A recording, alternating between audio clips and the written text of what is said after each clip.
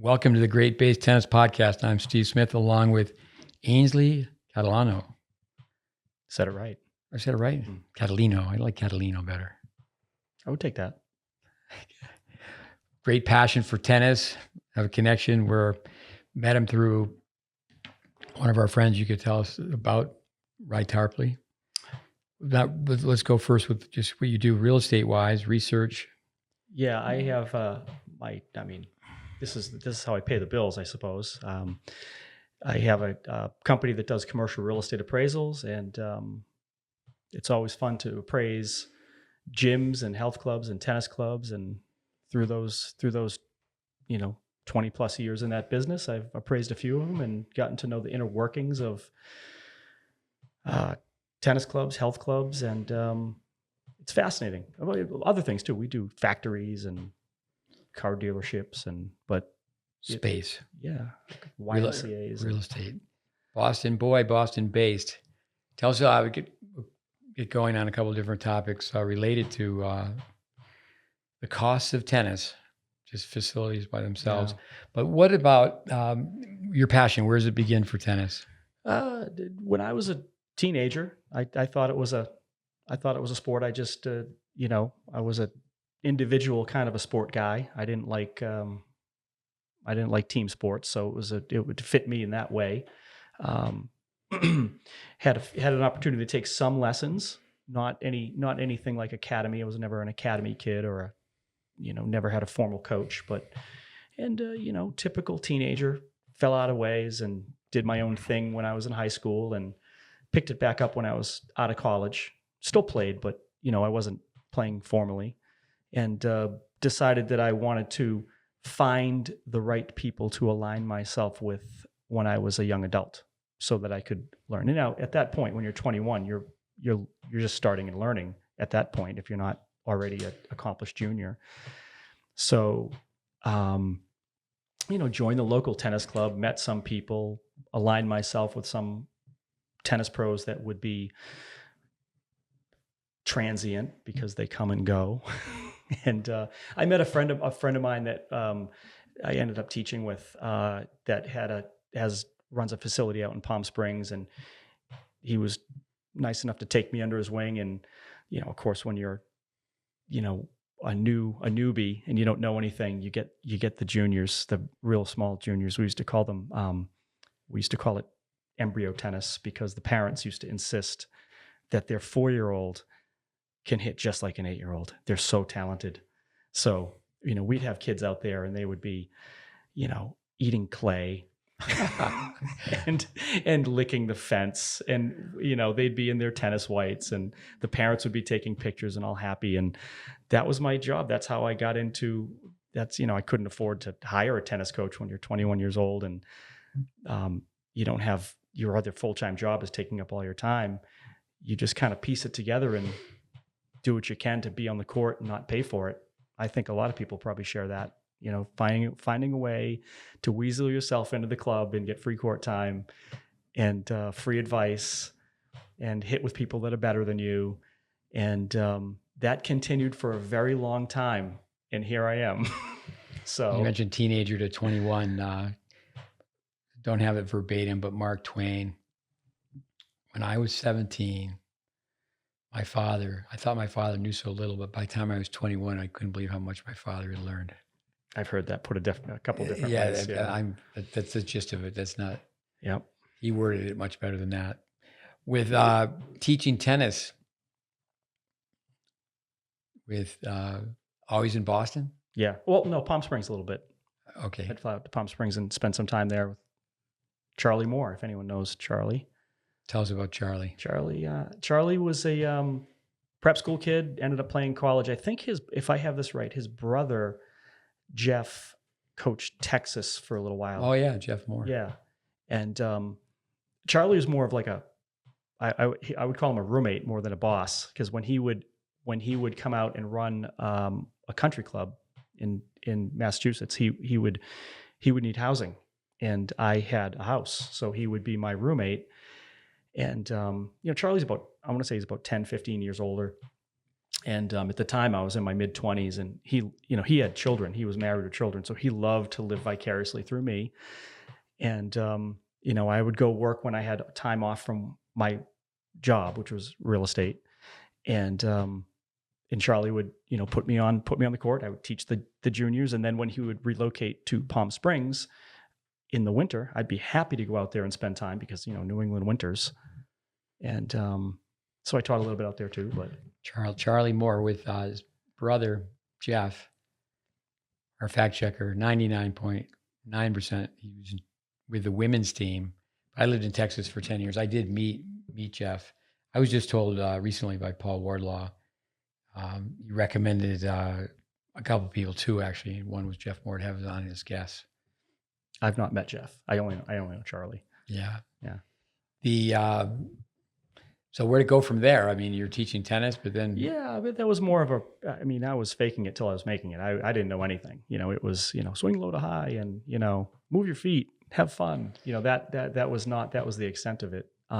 But it got me free court time, and it got me positioned with different pros, and some of them, I think I said to you earlier that you meet a wide gamut of tennis teaching pros. Some of them are knowledgeable but don't know how to articulate it. Some of them were knowledgeable and are burnt out. Some of them don't know anything and love to talk, and everything in between. So I've had opportunities to be on the court with all sorts, and I can tell who's passionate. I can tell who knows what they're talking about, and which brings that's a funny segue because through that I met a coach that I did have money to pay for a coach, and that's how I became friends with Rye. I mean, we shared, he was coached by the late great Mike Daly, and we would often be on the court together. Rye was a little bit younger, and on a different journey. He was going off to college. He was going to play D1 tennis, and I was already 22 and just trying to fit in. And but we had Mike as a coach for probably almost 8 years or so, and then later on I bumped into Rye down in Miami. He was playing a tournament, and I know you're going to jump all over this, but it was an ITF. It was an ITF tournament. I love ITF. Go ahead, say it. Idiots traveling foolishly, but no, there's ITF seniors.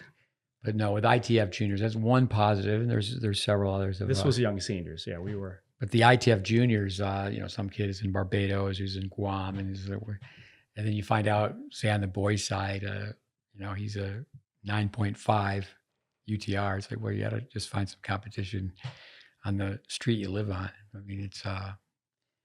But yeah, go with Rye Tarpley. Yeah, so that's a great story. I just reconnected with him. I want to say in 2016, 17-ish, I don't know when it was, but I hadn't seen him in 10, 15 years. And it turns out he's also in commercial real estate. So we were catching up, and he's down in Miami, and I was spending some time down there, more time down there, and still struggling with my tennis game.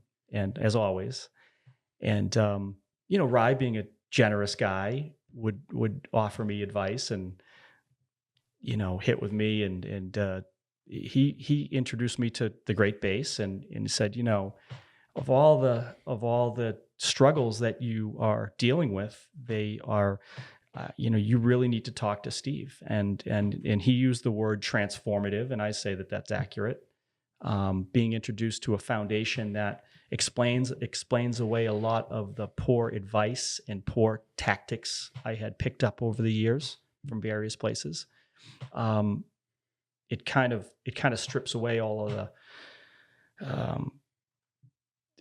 fancy stuff and veneer, and it just gets down to the basics. And that's where I feel like I am. I feel like I've been reborn as a very, very aging out tennis player, but better late than never. And you look much younger. That good hair helps out. Yeah. 56 years young. Oh. With first of all, with Rye, if we want to go backwards in our podcast, roll backwards, he was a guest. It's a great story. I would guess 26, 27, comes to work with us. And, you know him so well. He's long, lean, lefty, athletic, supple, and I'm working with him. We do some film work, and he played at Northwestern, so he had to do. He came up through the New England tournaments, and even at the national level, you have to be very good to end up playing tennis at Northwestern. And I said to him, "Well, I think you could be the best player in America at age 35." And he was very busy in commercial real estate at age 35, but he was ranked one at age 40 because he had holes in his game. I've said this before with Andy Roddick. Love Roddick.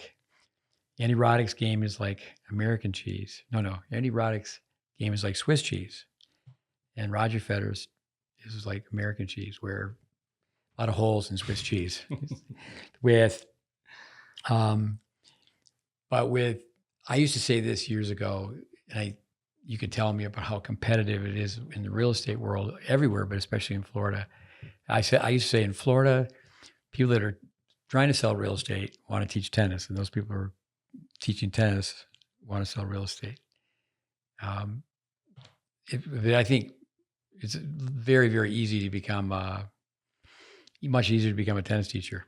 So Rye will appreciate this because you need to make the distinction. Rye is in commercial real estate. And I say that distinction because I think that there are more residential real estate agents in Miami and in Florida than there are animals.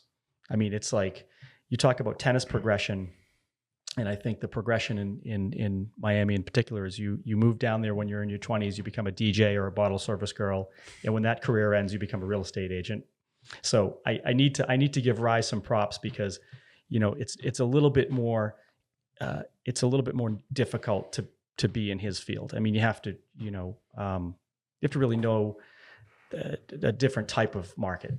And I'm not saying that residential real estate, I don't want to offend any residential realtors, but he would not want to be lumped in with the rest of the realtors in Florida. But I'm the youngest of six. When I went to school, kindergarten, old, 6, 7 years old. My mother, she went to work at the local university because during World War II, she was pulled out of college to be a secretary in the War Department. But we moved, and when we moved, she sold our house, and then she got a real estate license. Yeah. But and one of her friends called her. Her nickname was Ty, or Tycoon. She did quite well. That's funny. But with at least you have to be licensed to be in real estate, and really in tennis, you don't have to be licensed. That's a good point and a good segue, because I think we all have seen a lot of questionable content recently. Well, with the advent of the internet and the ego, studying this book that I read, The Truth About Tennis, Greg Moran. There's a quote: "Plagiarism is wisdom, or wisdom is plagiarism." And then the second part is, again, I don't have that verbatim either, but originality is stupidity. They're like, I invented, there's 7 secrets to the serve. I've discovered all 7. Here are 3, but give me your credit card by midnight, and here are the other 4. The other one might be, they don't know what they don't know. W.C. Fields, there's a sucker born every minute. I think that people who sell used cars get a bad rep, but I tell people that guy can teach tennis so well. Can't pick on the gals. There's not so many gals teaching tennis, but the guy can teach tennis so well, he could sell you a car without tires and convince you that you'd save on air. Well, I mean, to be fair, when I was teaching tennis, and I'm using air quotes, I mean, I didn't know what I was doing.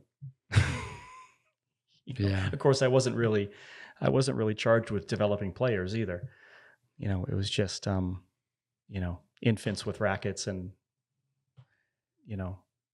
empty nesters with time. I didn't teach I volunteered for the first 3 years. I tell people they really should do that. That came from my hockey background, where, the older brothers and my father just evaluating what people would do with ice time. How did the coach use the ice? And it's just like, how do you use a 7,200 square foot tennis court? And In the hockey world, I say this quite often. This is where we have to be PG-13. In the tennis world, people kiss ass, but in the hockey world, people break balls. They just tell you like it is. It's come up on these podcasts before that hockey people have a BS detector. Tennis people don't. And why? And you look back at it now. You were an inexperienced tennis teacher, so they put you with the nose pickers, the rugrats. Mm-hmm. And really, the best teachers should be with the youngest kids. That is true. They make the most impressionable. And what happens at most clubs and most facilities, the most senior coach, whether they know anything or not, they're cherry picking all of the good players, the good students, the good juniors. The Bradenism, no substitute for a good beginning, the way the brain works. No such thing for little strokes for little folks. What we really should do on 7,200 square feet is get basketballs out there, soccer balls out there, and just do different things to have kids be athletic. A lot of the props from gymnastics, like the little trampolines. There's so many different things, and really teach people solid fundamentals. How many courts did you have at Lake Nana? 2 or 1? We started with 2. The private place we had started with 2. Had 4. With you could do a lot on 2 courts. I one time had a contract at a place in Tampa with 28 tennis courts, and I like to tell people it was altruism, where we were in charge of the women's tennis team. They didn't have a men's team because of Title IX. That's where a lot of men's sports have been dropped, because you have to have 50-50 with the dollar spent. So it was in the bylaws that at any time I could have all 28 courts, because I worked for the college, Hillsborough Community College. So I had 28 courts. But a manager came in, and I knew he wouldn't last very long. But what I did during that time is I rented 4 clay courts, like 5 miles away. And I remember a tennis parent saying, "This is so much better." Because with 28 courts, you spread people out. They're playing sets. Because with 4 courts, you're just right on top of them. There's so much you can do. And that's, with your background, we get into the finances of tennis. With owners, for example, 7,200 square feet of heated and lighted space. Now we hear pickleball. You and I played that clip with Mike Costa from The Daily Show. And Patrick McEnroe said that about 35%, give or take, of tennis courts are now being occupied by pickleball players. So we can get into the finances, but tell me more about, as a player, as far as making changes in your game, and where are you now as far as playing age groups? And well, since COVID, I haven't played any competitive tournaments. Or I take that back. Tucker and I, my son, we did the grass court nationals at Longwood last year. So that was the last competitive tournament I played. But before that, it was prior to COVID. And so now it's just a matter of fighting father time and trying to digest as much of the GreatBase as possible before father time steals my legs. That's where I feel like I'm at. The USTA does get beat up, but the USTA, there are so many great services. The tournaments just think they have, father, son, father, just go through the whole thing. Yeah. Father, daughter, father, it just goes on. You can play. There's a lot of categories. You play with your grandfather. Yeah. One way to say that where tennis has dropped in numbers is, it used to be the age groups, you had to play through your section. Like, say, for example, now if someone plays national 35s, you can just sign up. You just go to the national 35s. And it wasn't that way before. People were playing more tennis. And is that because they just couldn't get people to play the nationals because nobody was playing the sectionals? I'd say the biggest thing is the NTRP. There's positives and negatives to everything. The NTRP has been a great business model, especially for indoor court owners.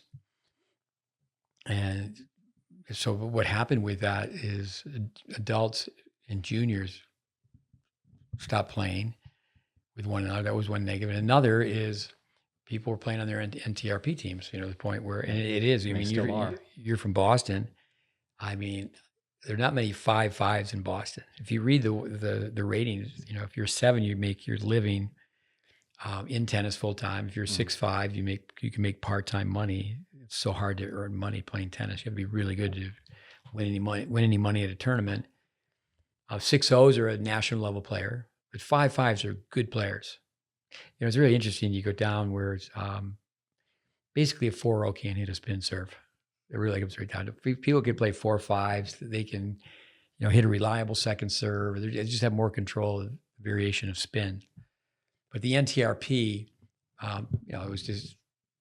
it just took over. It became much bigger than the age group tournaments, and it's festive too. It's a social outlet. So now you're playing on a team, and that's been a battle for tennis, is to have it be where there's more camaraderie, more of a social aspect. I feel like I know people that play on the NTRP teams, and they seem like they have a great time, and it seems like the USTA does a pretty good job of supporting that.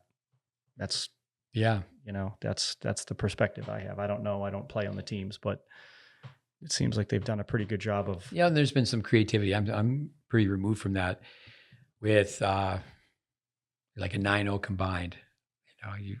You can have a 6.0 play with a 3.0. Have a 9.0, a team that adds up to 9 can add up to 9.5. I think the problem, from my perspective, the problem with that model is that it kind of blends into that club tennis mentality where people are, just a little bit maybe too competitive, and they juke their rankings and their ratings, and next thing you know, there's more grievances filed than tennis balls hit. That is my, Years ago in the NTRP, the National Tennis Rating Program came out. You had to be certified to verify, and even then, it didn't work. Because what would happen is a club pro would want to be popular, and someone who's a 3.0, they would tell them they're a 3.5. So that's one positive with the UTR, is have it be done through match play. The UTR, when it first came out, it was supposed to be for free and based on self-rating. Now it's a lot of positives to the UTR, but it's a big business. I understand they have the largest tennis email list in the world. But with coming back to juniors playing adults, doesn't really happen anymore. No. So your son Tucker, at a very young age, to be calling people up and saying, "Hey, Mr. Jones, would you be nice enough to play a set with me sometime?" Yeah. If not everyone can donate dollars to tennis and good causes, but if people could donate time, I think that'd be very, very good if experienced players once a week. Not just with an underserved child, underprivileged, but to just a lesser player, call people up. It's different where you are because of indoor court time. That's a whole different challenge. I think that's a big thing. If if you're a developed player and you've gained things from tennis, I mean, wouldn't you agree that it's your obligation to give back, pay it forward a little bit, however you can, just, hit with someone that's not as good as you, Yeah. give some advice, guide, whatever. So Rye sends you off to get videotaped.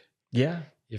How's that go? I mean, I'm at the age now where I think about it often. If only I knew now what I didn't know then. How's it go? If only I knew now what I didn't know then. There's a lot of sayings that I butcher, but I know what you're saying. Yeah. Yeah, I butchered that one again. I will say that another one. The videoing, which I was doing with Tucker and myself, just with a cell phone years prior, I don't know that it's hard to be humbled more than watching yourself in slow motion from the angles, and slowing it down and seeing how everything breaks down. And it's really humbling, but you need to be humble to take a step forward. You can't just build on a foundation that is, well, we'll just fix your forehand today. And, your forehand's fine, but your footwork leading up to the forehand was trash. And, your positioning was flawed. And what the videoing in the base does is just, it breaks it down. And there's the more you have to look at, the more you have to fix, obviously.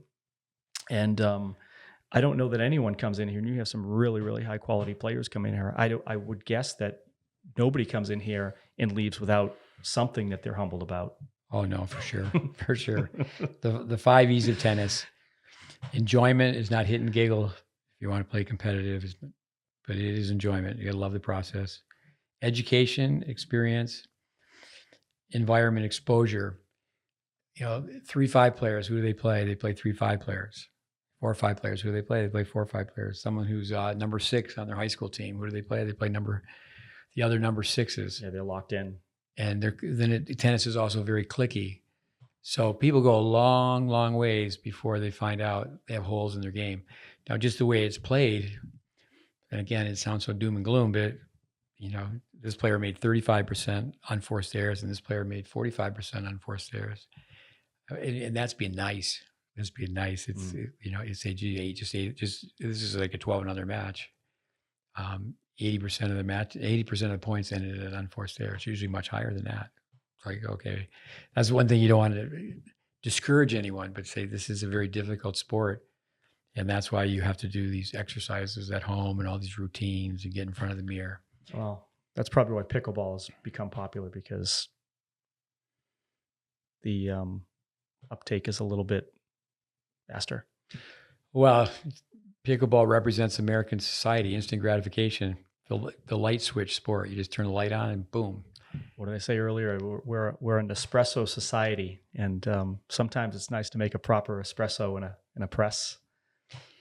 We're at a point right now where we can't beat him, join him, and to me, the ready position is the ready position. I watch people teach pickleball, and I see them teaching how to just turn and put the ball in play. And maybe it's a little bit like table tennis, and people get to be really skilled with how they serve. But initially, they're just teaching someone to just turn, and it's like drop hitting a forehand. And it's amazing. Well, first of all, the serve's difficult. How many players serve coming back to the 4-0 to the 4-5 where they actually can hit a spin serve? And a lot of them, it's just a patty cake motion to get the ball in the box. Well, first of all, pickleball, you don't have to serve. You just underhand. Mm-hmm. And there's differences. We've done many things on a pickleball court, have kids play with the spec rackets, which is pretty popular in New England. It comes from paddle tennis, where a perforated wooden mallet. In paddle tennis, you played with a punctured ball. Pancho Gonzalez, Bobby Riggs, Althea Gibson started with that sport. And you're just forced to go in and volley. And, that real estate, that came back to Roosevelt saying that the tennis courts, he wanted the tennis courts to be 42 feet long. And they had 3 different places they built the tennis courts. And one was in Althea Gibson's backyard. And during World War II, all the men were at war. She developed this throwing motion because she played baseball. Every village, every small town, they had a baseball team that played on Sunday. And life was so unfair for her, but you could go back and look at film, like how she served. And she was so athletic. But when you are swinging a pickleball like a fly swatter, you're not going to learn to play tennis. So it's just interesting to me, if tennis people show up on a pickleball court now, it's an official pickleball court, and you take tennis rackets and a foam ball, you should be able to play many different versions of mini tennis. But no, it's interesting. We have to fight for tennis. Agreed. What were we saying before? And I will say that I've softened my stance on it, because I was a hard hater, and I hated the sound of it. I didn't like the comparison of it. I find that, tennis, because it's so difficult, and maybe it's just me, it comes so difficult, all the nuances and all the things you have to learn, you're never at peak. And then for pickleball to be, everyone's just having a great time with pickleball. It was invented yesterday. And, I found it offensive, but now I've come a little bit around on it, in that, tennis and pickleball might benefit from each other. And I think that tennis will probably benefit more from pickleball than pickleball from tennis, if that makes any sense. And why? Go into more detail on that. Well, I think that the economics of running a tennis club, whether it be outdoor or indoors, the numbers don't math, and it's really difficult to keep bodies coming in. And if you have a 7,200 square foot space that needs to be heated and lighted and staffed, and when you can only fill it with doubles, four people, but you can fit eight, 2 times that amount, 8 people on the pickleball court, and there's a line of people waiting for the court, even outside. There's lines of people waiting to play pickleball on the weekends everywhere. So you can't deny the fact that more people are engaged, more people see a pathway to success with it, so they're more engaged. They don't feel like it's too expensive. They don't feel like it's, they can't enjoy it. I think tennis has a lot of impediments, and I think we need to recognize it. I think affordability is one of them. Access to courts is another. We didn't talk about this before, but I do think that tennis is, whenever Hollywood portrays tennis, what do? Whether it's in a commercial or a movie, what's the tennis player portrayed as? Soap opera pro? Well, more of a pompous, elitist, maybe, drives a Porsche, parks in the handicap spot, that type of person. You know what I mean? Yeah, that's the soap opera pro. Okay. So Italian outfit, the gold necklace. Talking about the Macho Male ego. What's the what was the ski instructor from Better Off Dead? The guy, real biff, But that's the image that tennis needs to shed. The country club kind of mystique, and look, 330 million people in this country, and not everyone joins a tennis club, or a country club or yacht club, or wants to wear whites. And we have a podcast, the 20 different types of tennis pros. I don't know if you've heard that one, but go back and look at it. The soap opera pro goes missing at lunchtime. Where do they go? Why is it called a soap opera pro? Well, the soap opera pro is hustling the ladies. Oh. That's where they go missing at lunchtime. I get it now. I get it. Dressed to kill, and they have no problem. The soap opera pros standing at the net post. That happens on an indoor court. Pick on the ladies. The gentlemen, they don't even take lessons, so they really pick on them. They don't need directions. It's like before there was GPS. A man would never stop and ask for directions, but a woman would stop and ask for directions. But the women will stand at the net post, and they're just chatting back and forth, and there's a lot of money being spent while the court is just empty. But some pros are very patient. They can just stand there and wait for the ladies. So anyway, but no, it's interesting how Hollywood. There's a movie coming out, Challengers. It's a tennis movie. Mm-hmm. I could just tell by the trailer what they did with a hockey movie. Miracle on Ice is they took hockey players and made them actors, because you can't fake it on skates. But the movie Wimbledon, Pat Cash was the technician, and the leading actress and actor said they just heard, move your feet, get your racket back. The two girls that portrayed the Williams sisters, they trained 8 hours a day, but they didn't hit a ball. They just mimicked their movements, studied film. That was a good movie. I didn't think I would like that. And then they superimposed the tennis ball, computerized.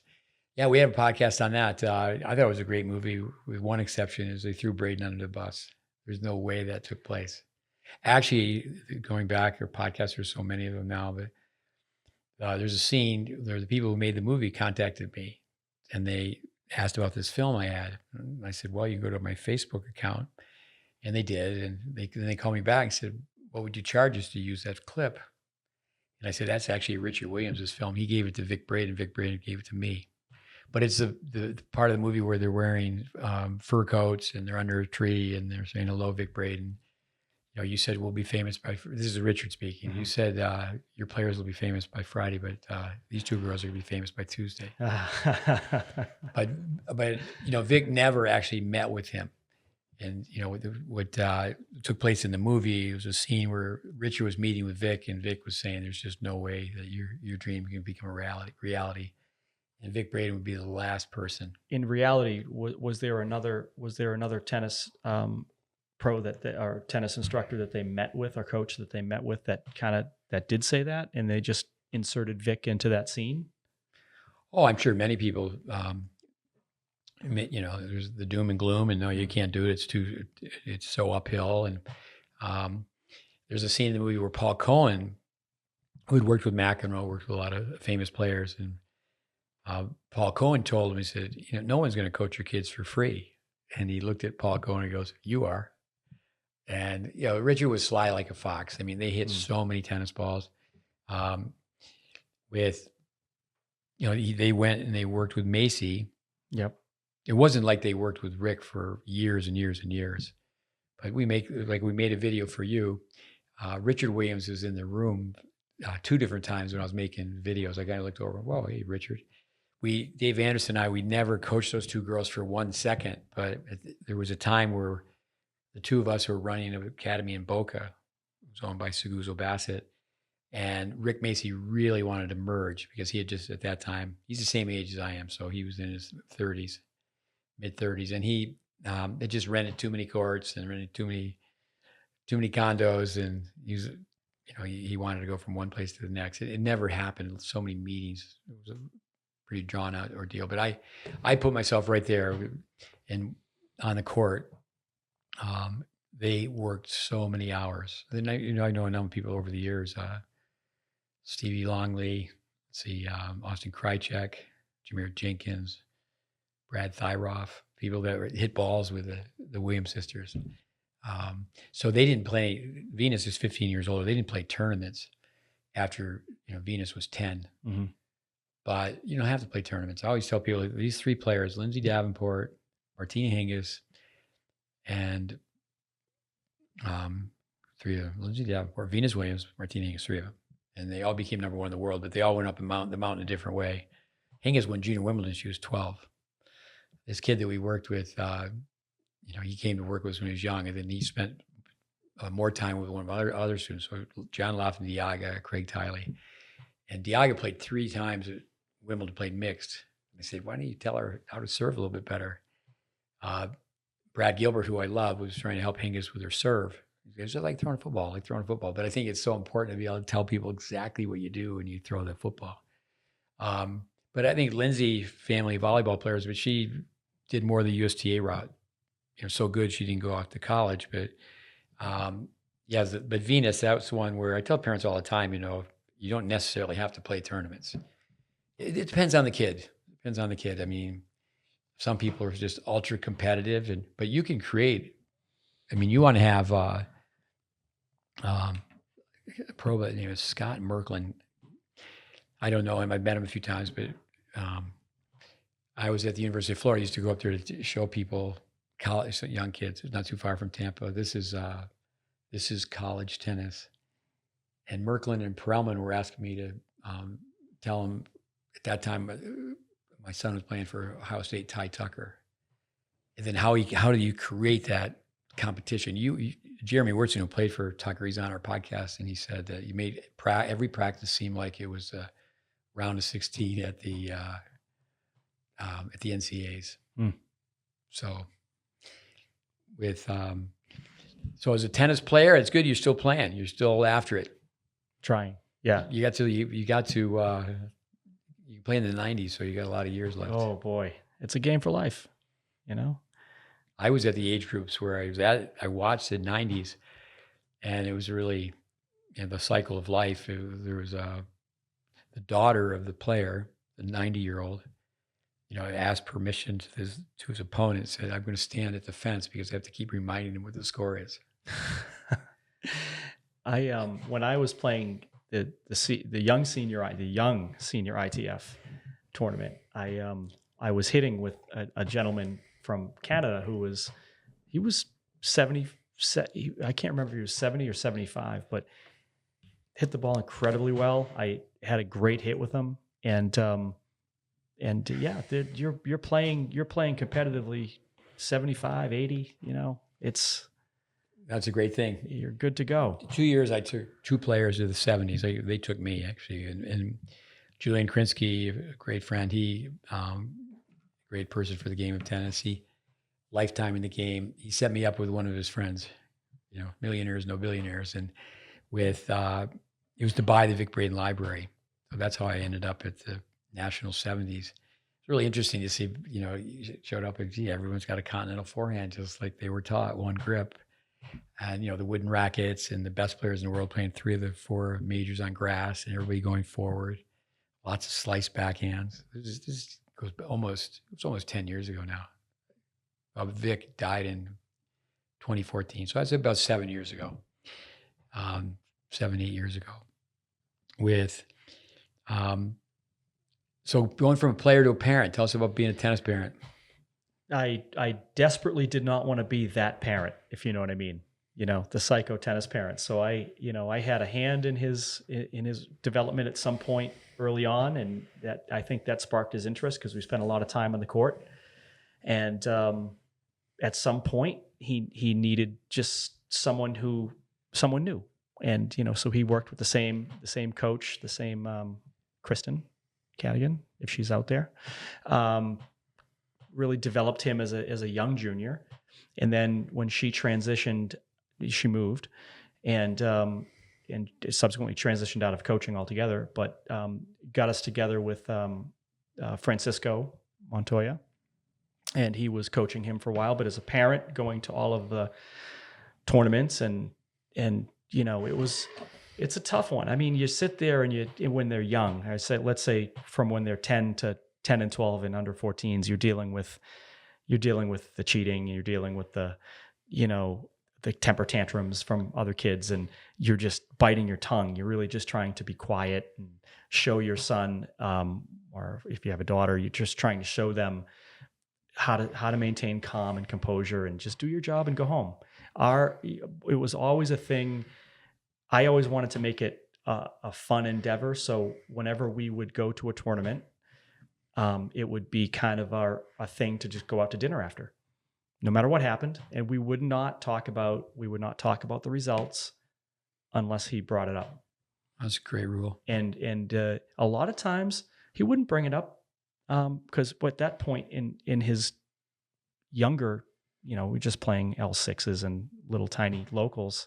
He was winning. He was having a good time. And you do they were doing round robins, and he'd get his little trophy, and he wouldn't be that wound up either way about it. And we would just go out to dinner, and I don't know if this is the way that you should think, but I was trying to come at it from an expectation of, when we go to a tournament, I want us to obviously try, and if that means winning, that's great. But a tournament is where you expose your weaknesses and learn at that age. Like, that's where you go. You're not making your living at it. You're not getting the eyes of college coaches at 13, 14 years old. You're there to just see, to expose what bothers you and to work on that. And that's, and that was great for a while. And then, then when you turn 16 and the UTRs start dominating the conversation, and you try like, hey, UTR doesn't matter, but they care. They really care. They're looking up who they're playing. Some tournaments, Battle of Boca, they put right on the draw sheet where your opponent is. Yeah.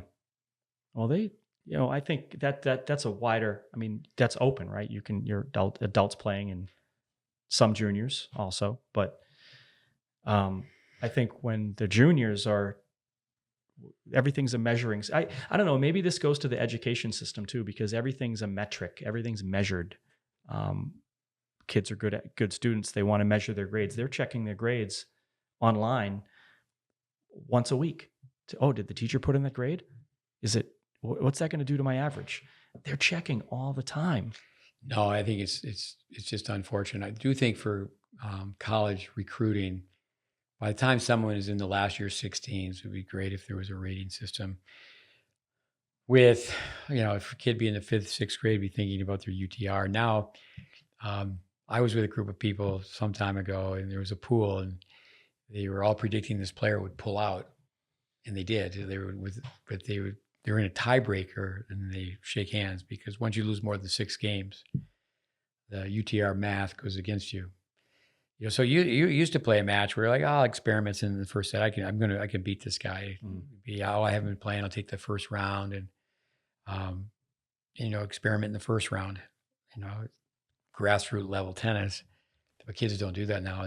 They're not only concerned about winning, but they're concerned about really winning in the score, and that's how they can bump up their UTR. Well, they're also concerned about losing to a lower UTR, which And then another thing I don't like, when the parents and the player can look up and see who signed up for the tournament, and someone with say a 9 UTR, and they don't have other 9s or 10s, 11s even in that tournament, they don't want to play. I know you met the tennis director here at Wintergreen, Steve Campbell, and he's asking about UTRs. I said, well, I know little or nothing about UTRs, but if you want to get players, you could even recruit players. So if you say, all right, in this area, it's countrified, but people would come from Asheville and Charlotte and Raleigh and Richmond and Baltimore and Washington, D.C. and say, but you can sprinkle the tournament, put a couple of 11s in there. Oh, then it becomes where it's gamed actually, and some teaching pros have they've been paid to go out and even drop a set to someone. Let alone, I hope it hasn't happened. I'm sure it has. Where people are throwing matches, so that it's like it's like in golf. Someone says they're a scratch golfer, and you watch them hit one ball, they're not a scratch golfer. That's right. So I think if initially when the UTR came out, it was self-rated because it's just too expensive. They didn't have the data then either.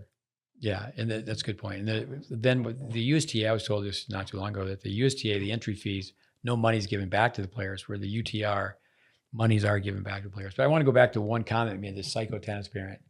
It's like Mary Pierce in the International Tennis Hall of Fame. Jim Pierce, he got the label tennis father from hell.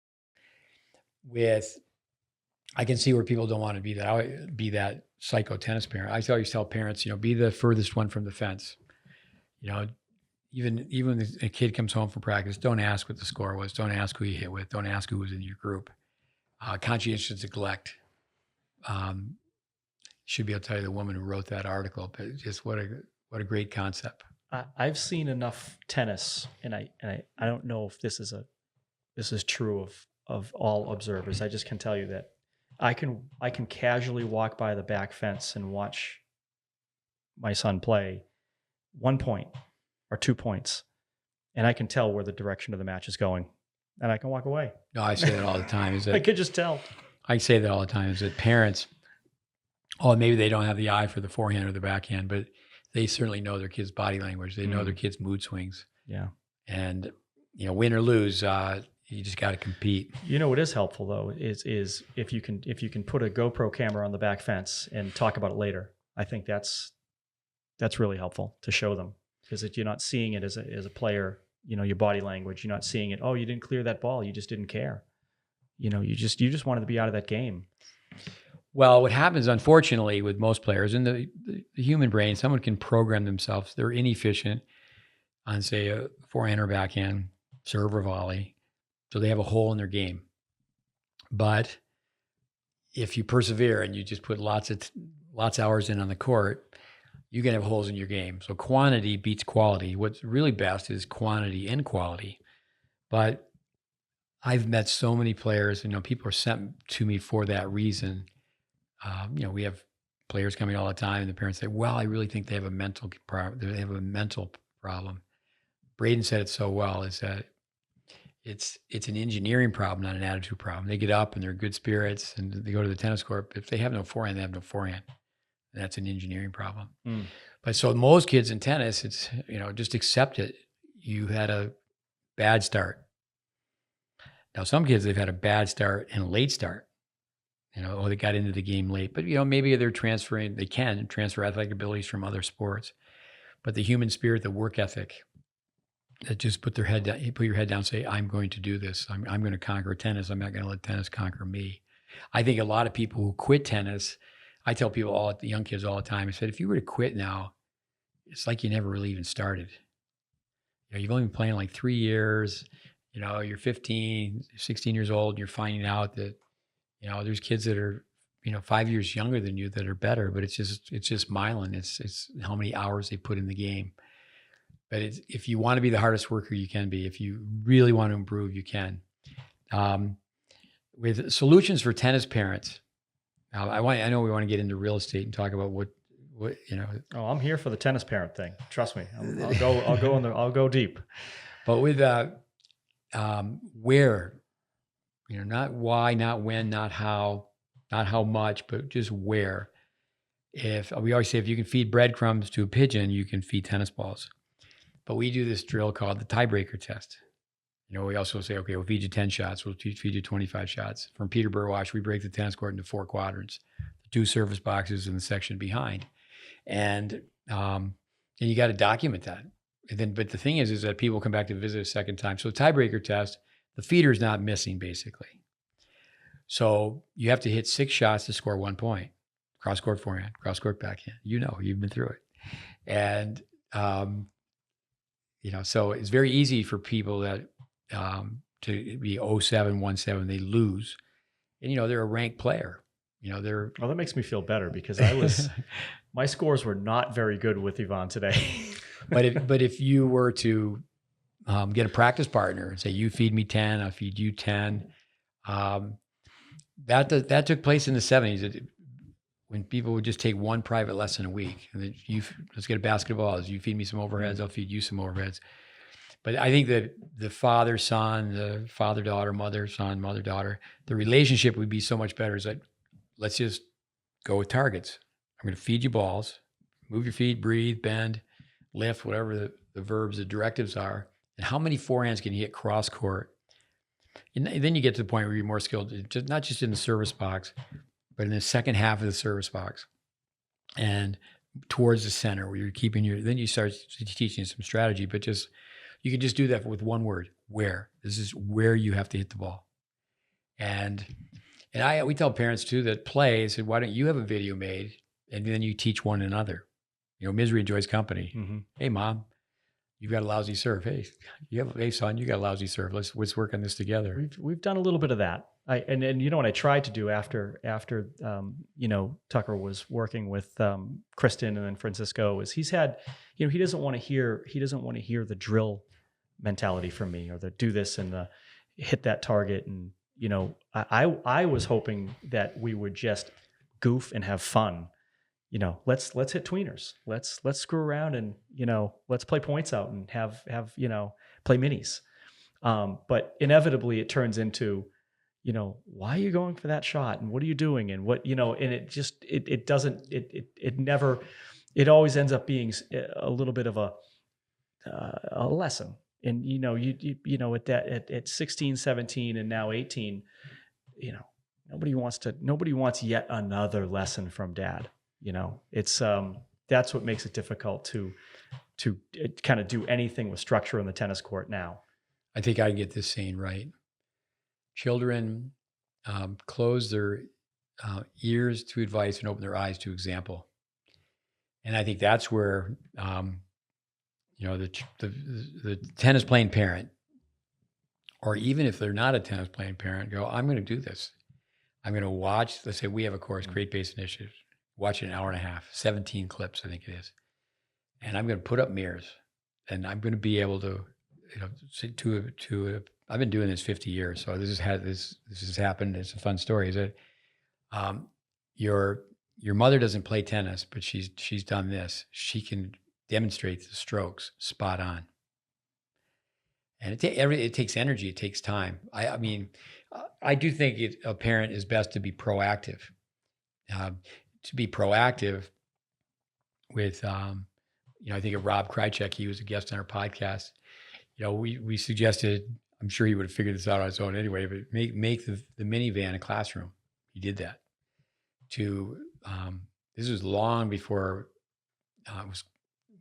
10 years went by. That it was called the Tennis Mate on the GreatBase backboard. And here's a side note: when we put that together 10 years ago or more, most pros called me up and wanted to sell how could they sell it and make money off of it. And then within the first year, just here in the U.S., 6 other people had some version of it. Mm-hmm. But I was a dummy where it took me 10 years. I said, because I used to make it mandatory for goal-oriented juniors to buy one. You hit 40 balls in a minute.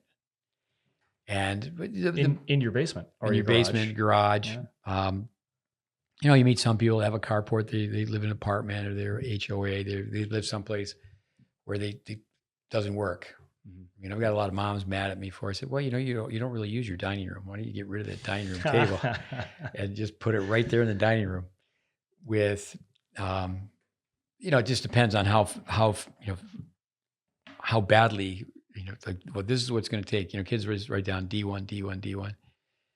And I get tired of that. I mean, D3 is a difficult challenge. You just want to get better. But I think solutions for tennis parents, for tennis coaches, for everyone, highest form of retention for learning is to teach. I mean, every kid should be taught how to teach the Welby-Van Horn balance. It's simple. It's just so simple. Every kid should be taught to teach the checkpoints. Every kid should be able to, as they're older, go back to the early childhood development classes and contribute. With community service, people, I'd say for the most part, community service, a lot of kids are putting on their resume. They really haven't done it. Mm-hmm. They really haven't done it. I mean, they really, and they do it some way through tennis. They really haven't helped out people in need. But, so I would say, if the kids at a tennis club taking tennis lessons, they're not necessarily in need, but there's still a lot of positives to it. But I think what happens is stratification is the top kids at a tennis club don't know the younger kids. It should be like a train. You got the caboose, and the 18s should pull the 16s, the 16s should pull the 14s. That's exactly the way it should work, but it often doesn't work that way. No, kids who play on a tennis team. The top court has the 4 kids that hit the ball, the cleanest and the hardest, and the rest of them are just spraying balls all over the place. And the coach that runs the program is on that top court, and it would have to come from the head coach. Now, I had the chance to spend time with your son, made a video, went through some things that he could do to get better. So he's playing high school tennis. I always ask high school players, they're on the varsity, when's the last time you called somebody on the JV team and you did baskets with them? They're really good coaches. What are the players doing in the summer, high school or college, whatever sport it is? You have to be your brother's keeper. So in the summertime, say, okay, we're going to practice with someone at 9:00, or practice starts at 9:00. And you're going to call somebody up and say, hey, why don't you and I do baskets at 7:30?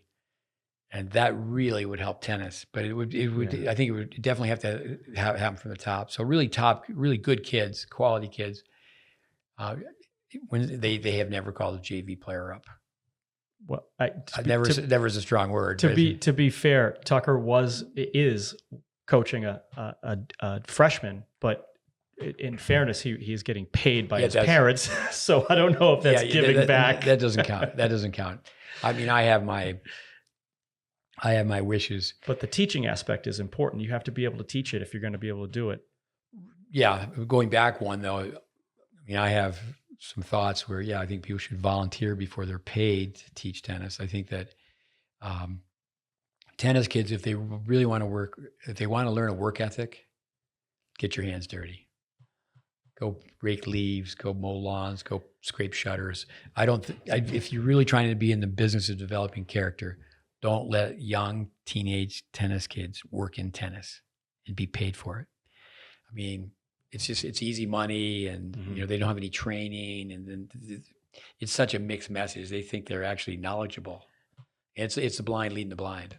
That's a good point, Steve, because if a kid spends a summer teaching tennis, let's say a high school kid, and they're hired by the rec program or a country club or whatever, and their peers are bagging groceries or working, I don't know, in a lumber yard or doing something hard. The kid on the tennis court's got it easy. He gets to wear whites. He gets easy. It's an easy existence, and you're working with a skill set that not everyone has, so you feel special, and that's just not life. Because once he's 21, and no one's going to care that he could feed a tennis ball. I coached a gal who won 10 gold balls, and her father, a very bright man, said, she should not worry about having her hair done, and she should not worry about what she's wearing. Just wear a t-shirt, but just tennis kids, pretty much from top to bottom, everything they're wearing is a brand, and sometimes it's always the same brand. There's a funny story about Agassi. Agassi played Hewitt in the Australian Open, And Agassi wasn't being rude at all. He didn't know, but he thought Hewitt was a ball kid, and he didn't have matching clothes. He had like on maybe a Nike top and Fila bottom. So he said, "Hey, I'll just take this type of water." So Hewitt went and got for him, and then he realizes he's playing Hewitt, and he's apologized. "I'm sorry, I didn't know you're my opponent." And then Hewitt beat him. First time he played, Hewitt actually won. Funny story. That actually reminds me of Charlie Moore. When we'd be watching tennis, we'd be talking about some journeyman who'd be on the court, and they'd have like a Sergio Tacchini shirt, and they'd have Fila shoes, and be like, "Oh wow, he's got the variety pack. He's sponsored by the variety pack." And that's it's better that, listen, if you have all the gear and you're not performing, that's pretty bad. No, my years as a tennis bum, there was a time where I would just wear a flannel shirt. And, because, somebody who I had on as a guest, one of our favorite students of all time, John Posey, he used a garbage bag for his shoulder bag. His sister showed up and she didn't think that was too cool. How about the person who shows up with with cargo shorts and, high white socks, and they just can clap the ball, and that how demoralizing is that to the guy or the gal who's got the bag and the headband and the matching rackets. Yeah. At one time, Babolat, black and gold, black and yellow. A kid could have the headband, wristbands, shoes, bag, and racket. They all matched. And when I was a kid in hockey, there's a lot of different lessons. You're trying out for a hockey team, and some kid comes in, he's got all new equipment. You just know he can't play. Because you want broken equipment, you want smaller equipment, you don't want the new bulky stuff. And that's one of the things as a tennis parent that I've observed, and just not just as a tennis parent, but just being around clubs. And we in the United States have you like to call it affluenza. There's just a lot of money and it being shoveled at kids, which is obviously every parent wants to have a nice experience for their kids. They want them to go to this camp. They want them to go to this school, and that's great. But we talk about the player development in the USTA, and why we only have a handful of top players, and a lot of it has to do with our culture. We're not hungry, and I'm not saying that TFO and Shelton, they're not hungry. I'm not saying that at all. I'm just saying that our culture is, great. If tennis doesn't work out, you can still go to college and you'll still be fine. Everything's fine. You'll be all right. All the kids know that they're not going to starve. Maybe if you come from a different part of the world, you're a little bit more hungry. So maybe there's a disproportionate amount of look at Serbia. Like you hear Novak talk about how, he grew up at a time where, he'd be walking around and there'd be craters on the ground from bombs that were dropped. And, that's a different kind of existence, and American kids with their gear, and they get in mom or dad's Suburban, and they get shuttled to their match or their academy while they're in the back seat with air conditioning on their iPad. They get out, they get picked up in an hour and a half or 2 hours. They go, "Oh, Mom, can we stop at Chipotle?" "Yeah, sure." "Oh yeah, we'll get takeout on the way home." Everything's just easy peasy. With it's not just money, as you mentioned, it's time. So we've been very fortunate to meet all these great people in tennis. So stringing, there's a big markup. How much money does it cost to get a racket strung? As your child gets older, they break more rackets. Or my son Connor just go, "You have to learn to string rackets." At that time, what the euro was to the dollar, you're going to Europe, and you have to be able to string rackets because it's so expensive. When you're just sometimes 3 a day. Mm-hmm. It's just crazy, but 3 rackets a day. So I know so many parents that coach them to buy a stringer. I tell people, okay, if you can't string a racket, you're not a tennis player. So you have to get to the point where you string your own rackets. So the family gets a stringer, but then the parents string the rackets because number one, and I understand this, they want their kid to do their homework. Yep. But if people did their homework, the kids on a college campus that have part-time jobs have the highest GPAs. So the worst mix is if you have a lot of free time and a lot of money. That's not really good. Look at all the pro athletes who got in trouble because they have a lot of free time and they have a lot of money. So energy makes energy. And I mean, I have told people that I've trained, if you want to go to this college and you're not good enough, you can get connected with a team, be a video statistician. Don't be a stringer, because if you have to study for exams and do papers, you don't need to have like 12 rackets all at once be put on your lap to string. But 10 years, I was a department head at a junior college. And then 15 years, ran a co-op at a junior college. Tyler Junior College, Hillsbury Community College. At Hillsbury Community College, I was asked to help out the basketball players. On the men's team, they were not only on a scholarship, but they were given jobs. And I was asked one guy was 7 feet tall, and they would come over to the tennis courts, and it was like, I'd find stuff for them to do. We were playing tag, we're playing lightning ball, we had basketball hoop, we're teaching running. They just wanted them to do something. And so we're 90 miles from Orlando, Disneyland in California, Disney World in Florida. We're 90 minutes away. And I would just ask, hey, been to Disney World? And you can't make this up. This would be pulling a number out of the sky, but 10, 12 of them over the 3-year period I did it.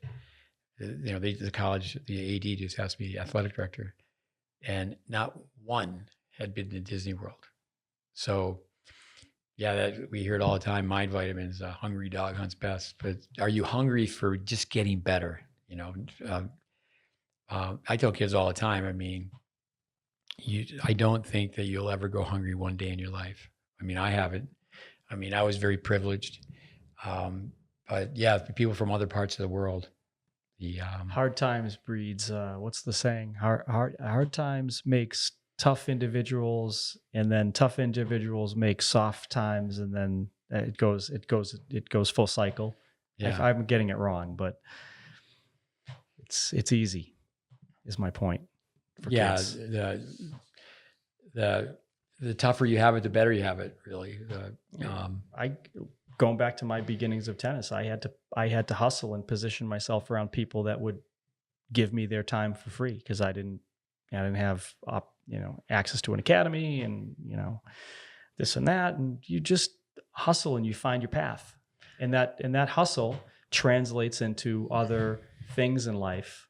You want stuff done, you find a way. It's not just going to land in your lap. No one's just going to give you a scholarship or give you a place on this team or a place in this academy just because somebody's going to stroke a check. Then the thing, 3 out of 100, the Green Beret. How many junior kids get to college tennis? The brains behind our podcast, Ivan Osoretz. I asked him, if you had to say one thing to this player, and I'm pretty sure he'd say that might be the one thing you have to say to every player. But this one player, he said, just say what's one thing that comes to your mind. If this player would do one thing to get better, and he just said, he thought, he's a deep thinker. He said, I thought about it. He just didn't say anything. He thought about it for a few seconds. He said, get a flip phone. The parents, okay, they really should. Yeah. But then what are the chances if you get that type of advice? That's just gold. And people come to see us about the forehand and backhand. That's easy. That's easy. But, all these expressions, there's no chance. It's an epidemic for sure. Just the amount of misinformation and the access. Forget about social media. Take the kids, a junior, watching the pros and slowing down their swing and just watching Djokovic hit a forehand or whomever.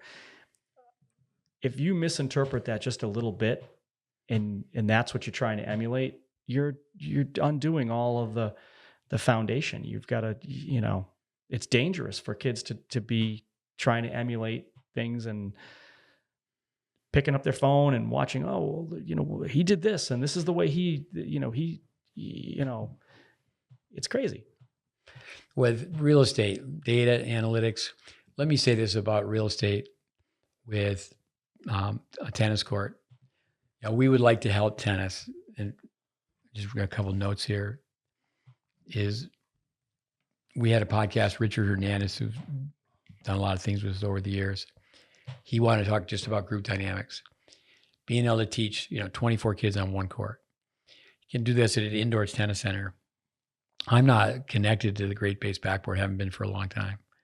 If people want to get a GreatBase backboard, they can contact me and I can put them in touch with Andrew Garcia.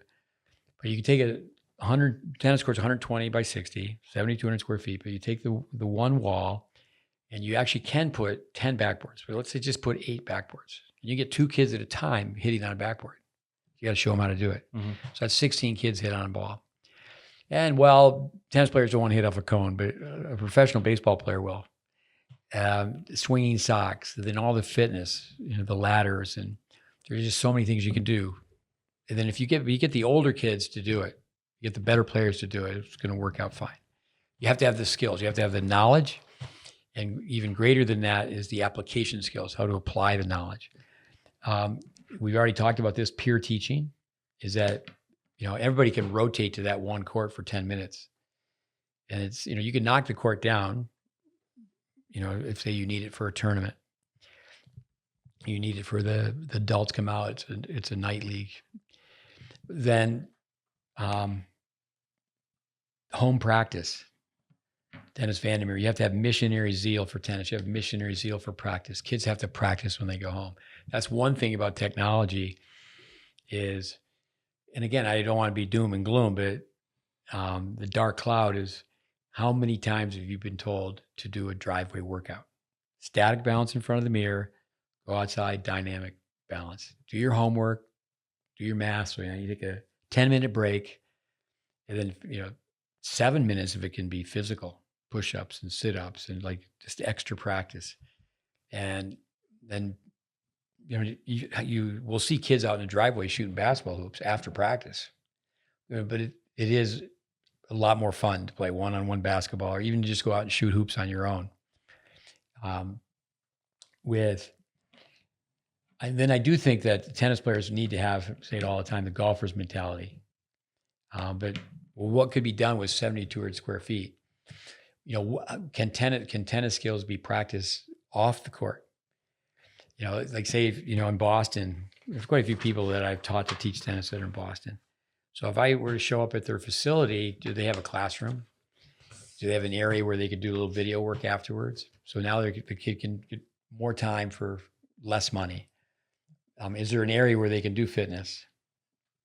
I played some telephone tag with Jeremy Wertzman, who became number 1 in the NCAAs. So I was at a club, Tennis Corporation of America, and there was a bunch of tennis courts. I think at one time it was 16, but it was a long corridor, a long hallway. And he just said, no one will make a noise. Everybody wants quiet in tennis. So we're gonna train that. We were running sprints, we were working on technique, and it was like no one can make any noise. And you get the older players, the better players to buy in. I really shouldn't say the better players, the better characters to buy in. And then leadership takes place. The best tennis players in the world come where there's the least amount of court availability. Fancy doesn't have anything to do with developing players. Have you ever seen those probably videos circulating around about the guy that was stringing a racket somewhere in Africa with a stick, and he was winding it around? And yeah, it's been circulating around, but he was stringing a racket with a I don't know, just a stick with a, trying to get the tension on it with a, twisting it around a stick for leverage, and playing tennis on a cleared off dirt. Yeah, no, I remember it. I remember it well. I'm privileged that when something like that comes out, like 10 people send it to me. Tennis Aid, I don't know who was behind that, but I sent them a bunch of old gear. And who I did it through is, I don't know if you remember, Brian Daboul was down in Florida teaching somewhere, I want to say Weston or something like that. And I don't know how I connected with him, but he was putting together a giant package to go over to Tennis Aid. And I had a bunch of old shoes and shirts and brackets and whatnot. And I sent it to him, and they put a big container together and sent it over but to your point, those people will make it work, right? They'll find a way. If they had a garage, they would be practicing in the garage, right? Yeah. So the hunger needs to come from, but you were saying that fit, X amount of kids on a 7,200 square foot one court. And that's fine. I mean, that's a good way to maximize that one court. But the reality is that no facility is only going to have one court or even four courts to be profitable.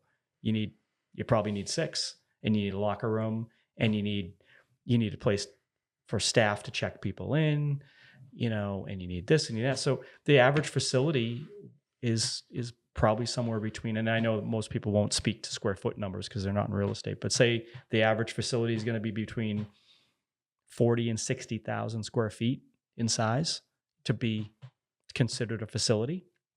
And maybe 6 courts, maybe 5 courts. And the cost of that is incredible. So let me throw this at you with the warehouse. This happened in ice hockey with, there's an outfit, last name Smith. I was fortunate to be there one time, and I was there with Jeremy Wertzman and a couple of juniors and a dad. And they used to practice in Home Depot, Brian Smith, his father. And, I've met Brian a few times. I don't really know him. You meet someone and get an acquaintance. These kids, they were teaching tennis at 4:00 in the morning. And they took over an old Home Depot building. So we talk about the USTA and player development. I wanted to go back to a story here, but so many stories. You have to be my age. Everything reminds me of something. So you take a warehouse and you take a place like Boston. Say, yeah, we got a long winter.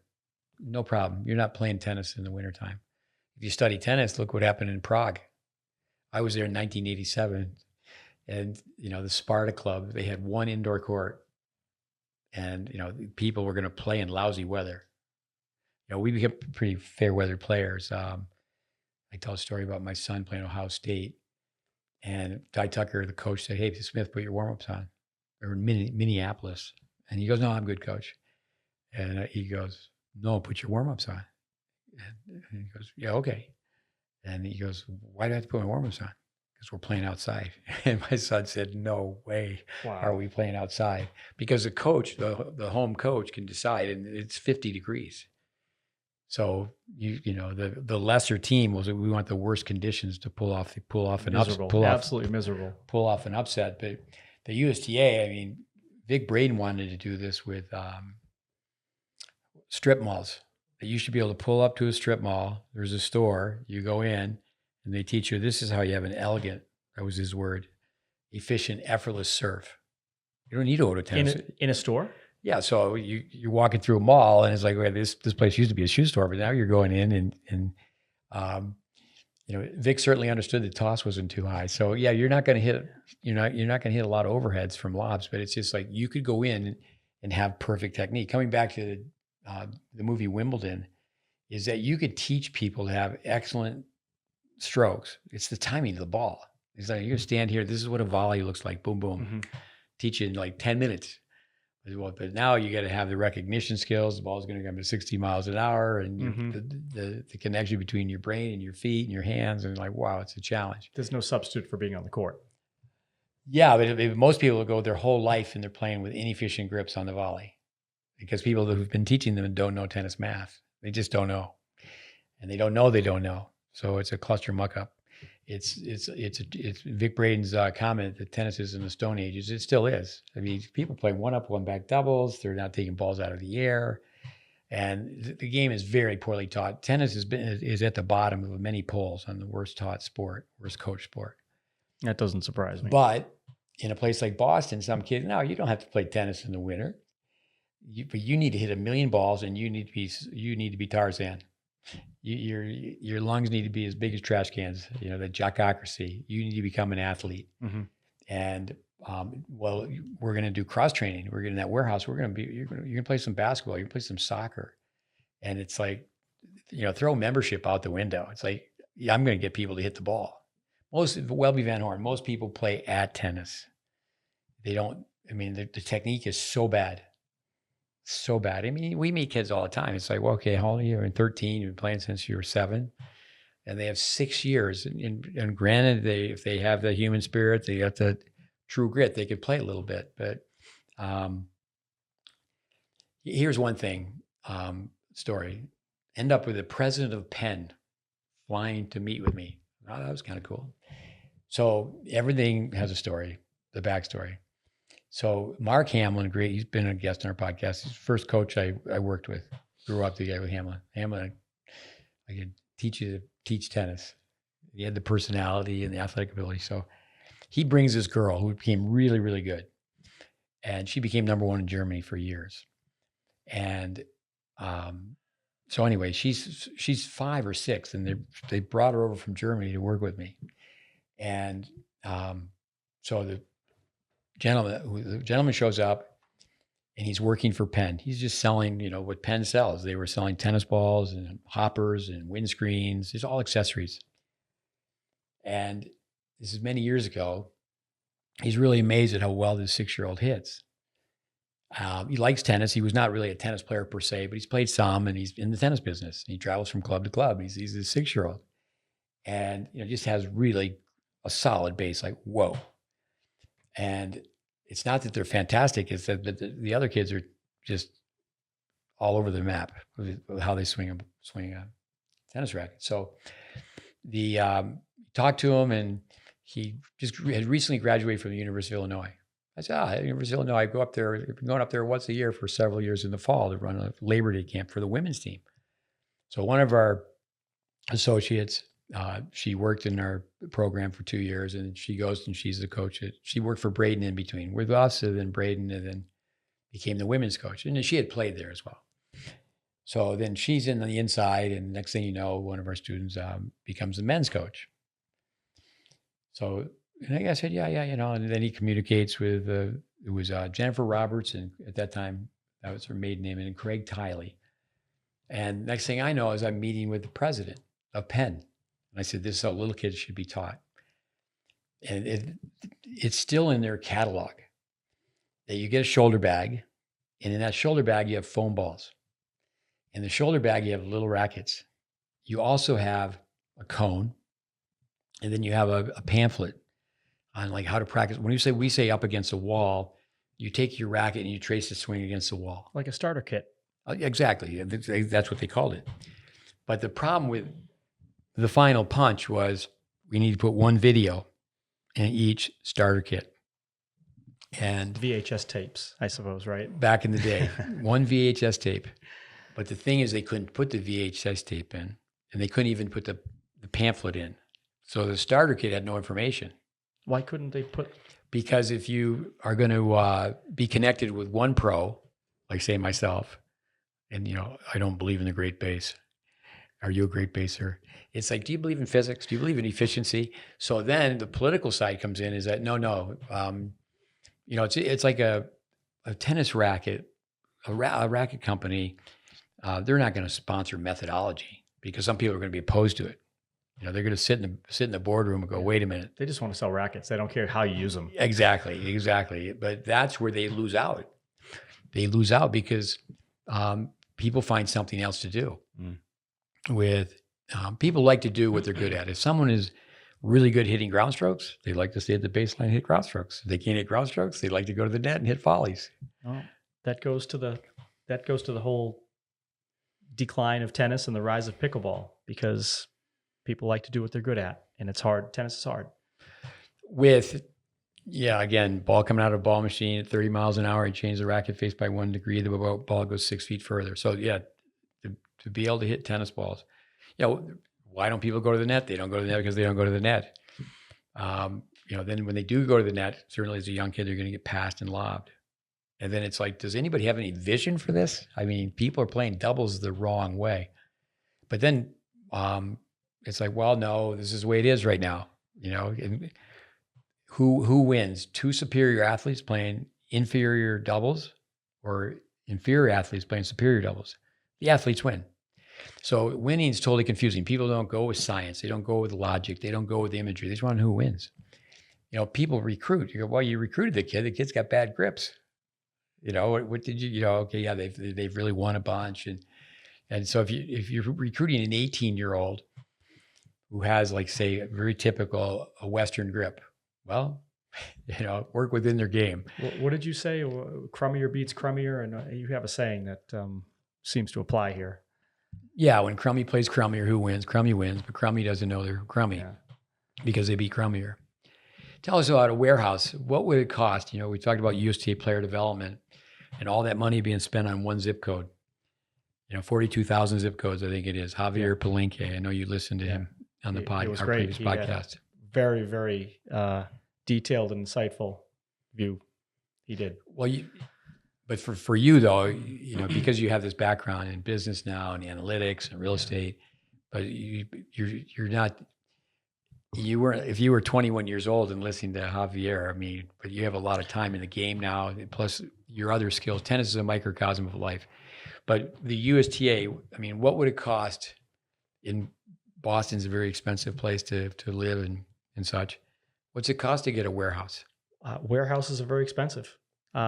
They've become more expensive because of the last mile, with Amazon and all that stuff. So what used to be cheap space is no longer cheap. So even what's the last mile? When you have an Amazon fulfillment center and you want to order something and it arrives the next day, it usually comes from a last mile distributor warehouse. Oh, that's where the employee. They just pick things. It's a warehouse where they pick and they put it in a truck and they ship it to you. So that has ate up a lot of warehouse space all over the country. I was told one clever idea. Maybe this is what you're talking about, and I just don't get it. That one clever idea from Amazon is so your work shift is over at say 5 p.m. and say, but these 4 packages are really close to where you live. So then the person it's a way for them to make extra money and they don't have to hire a truck and hire. They're going home in their car and they deliver the packages that are very close to their house. I was told that was like an idea that made millions and millions of dollars for Amazon. Yeah, I had a woman drop off a package a couple of weeks ago, and he pulls up the driveway and 3 little kids get out of the back seat and open the trunk and they bring the package to my door. I'm like, oh, I like it. Okay. With the warehouse though, it should be all sports because today kids are not being taught to run. Like phys ed classes. I was told, I don't know if this is accurate, but the state of Illinois, it's like down to one state where it's a requirement all 4 years that you have to take phys ed. We always took phys ed from elementary school to junior high to phys ed. And then you think about JFK, get online. And I'd like to say that our podcast is like our website, like our content. It's not a magazine. It's more like this is a book. You're going to hear some things over and over again. But the JFK, a manual, a way of life, a pathway, a lifestyle. John Fitzgerald Kennedy, for the super senior to graduate or to pass the highest level of fitness in PE, within 10 pounds up or down, you had to be able to carry somebody piggyback for a mile. You just go back and look at the classes and that. Now, I've been told by so many people, that's a bad way to do a push-up. I said, I don't care if that's a bad way to do a push-up.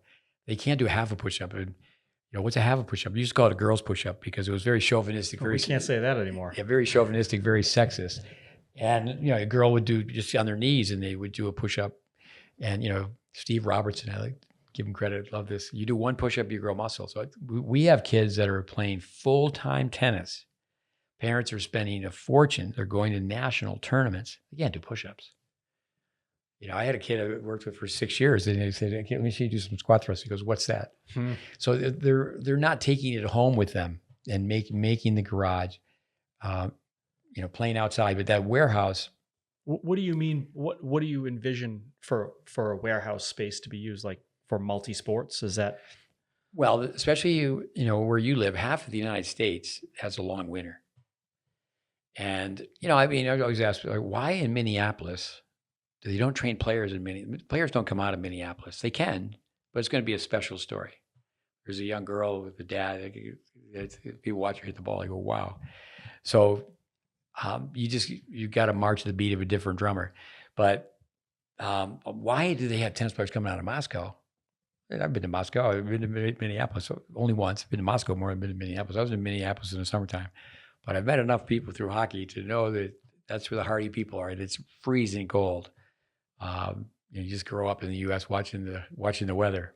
It's 20 below in Minneapolis today. I think that Russian that Russian model, and I think I've talked to you about the Spartak thing before, where they had, only 4 courts inside, I think at one time. How many did they? You would know. One of our guests, Whatever it was, and they had kids, that were shadow swinging behind the other kids, and kids shadow swinging behind that kid, and that's how they utilize their court time. But I think that's a different culture and philosophy, and I don't think that works in the U.S. And your parents wouldn't bring their kid to a place that, and this is a shame, they wouldn't bring their kid to an academy or they wouldn't pay for it, where their kid was just shadow swinging for a half hour behind the better kid who's getting the hitting time. They would take big offense to that, and they would go somewhere else. Yeah, shop and bop. That's it. Yeah, some parents with peer teaching, I don't want my child to be taught by another teenager, because they will look at it where it's just like any other club. Well, they got kids teaching kids. No, wait a minute. Natalia Sorokin, her daughter, Tasia, that's somebody we worked with for a long time. She was just here for 2 weeks. Natalia's been a guest on our podcast. We talked about Russian tennis. She was part of the Spartak program as a kid. And I agree with her that you want to be mentally tough, this is what you do physically. Yeah, you can talk about mental toughness all you want, but just, and I'm not belittling, big fan of Jim Lair and some other people that certainly are doing what he brought to the game, or, Braden, you do need to have a philosophy with laugh and win. Is you got to have some fun, but you're not going to win every time, and put things in perspective. But, they have running programs in Moscow. You just drop a kid off and it's like, okay, and you can tell a kid just runs one lap. And I'm not an expert at all in the physical training, but it's like, oh, that kid's got very poor running technique. And you just know, get the stopwatch out there. All you have to do is say, do intervals. They go, what's that? Or, let's see you stride the straightaways. And then with great running technique, very slowly, as slow as you can, do the curves. And they look at you like you're speaking French. And so, no, I think that the warehouse, though, would be cheaper than what has to go into a tennis club. That probably was true at one point. I don't think it's true anymore. I think that warehouse costs are, at least in the Northeast where I'm used to working, it's the cost of rent, construction, development is more than a tennis club. Because the way that they build it, in my opinion, the most efficient way to build an indoor Northeast tennis club is a bubble. If you have to build a clear span, with no columns, that's sort of a bubble that we're in now. Right. But most of the metal buildings are what they call clear span, where they don't have columns, because you don't want columns in the middle of your court. So those buildings they used to be the cheapest type of construction. They're insulated, but they can't handle, the floor load wasn't designed to handle fork trucks and pallet stacking and all that stuff. So this is where you get into like the nitty gritty of the actual building improvements and why they cost what they cost. And I don't think it's an easy fit to put tennis in 90% of warehouses, just like most warehouses in industrial uses can't go into a former tennis club. They just don't. They don't work and this has come up recently with office buildings being vacant in major metros. Well, why can't you make apartments out of them? Well, they're just not designed to support multiple bathrooms per floor and, kitchens and wet walls and all the things that you need for an apartment. They just don't fit. You'd spend more money retrofitting an office building for apartments than you would just building an apartment building. And that's sort of the way it would work with, let's just say a Home Depot went out of business and they had enough ceiling height, and you'd still be fighting column spacing width. And I don't know, I would say that I'm guessing that Home Depot's 20 feet by 30 feet, maybe 50 feet column spacing. Inevitably, one of them is going to wind up in the center of a court. I was told that the company Bed Bath & Beyond went under. Yeah. And there'd be many of the facilities, many of the buildings are being used for pickleball. Yeah, well, that's easy for pickleball because they can fit between the columns, and they don't need the ceiling height that tennis does. So you could get away with a 20 foot clear height ceiling think tennis, I mean, I don't know what the ceiling height is in here, but an average, a defensive lob might be 25 plus feet high. Yeah. So you would know that. I don't know how high a defensive lob needs to be, but Well, it's interesting. I always tell people, my brother was the assistant coach for the New York Rangers, and I had a chance to watch a lot of tennis played in Madison Square Garden. And great players are going to lob as high as they possibly can. Mhm. And, but because that's you'd lose the ball in the right. no, but it's just like, wow, they just hit a lob that just went like so high. A lot of juniors, they don't, if they do lob, a lot of times they just blast, but it's amazing juniors because they have the wrong grip on the forehand side. An inefficient grip on the forehand side, a grip that doesn't have options. They just start trying to hit topspin lobs. They don't know how to hit high defensive lobs. Seriously. They don't know how to take the role of spoiler. They don't know how to junk ball a player, bring him in, throw a lob up. So the back to the warehouse thing. It's funny you bring that up because I love the idea of adaptive reuse of buildings and real estate that doesn't have love anymore. Whether it be an old factory or a shopping mall that nobody goes to indoor shopping malls anymore. That's why they all become bouncy houses for kids and gyms. Bowling. Now with Amazon, I mean, people are going to stay at home and shop, right? I mean, I've been told over the years that malls do like almost 50% of their business during the holiday season. Retail stores. I haven't been to an indoor shopping mall and I can't remember how long, and I refuse. I just, at the parking, the monotony of it, I feel like a herd. I feel like I'm a cattle going into buy this, buy that.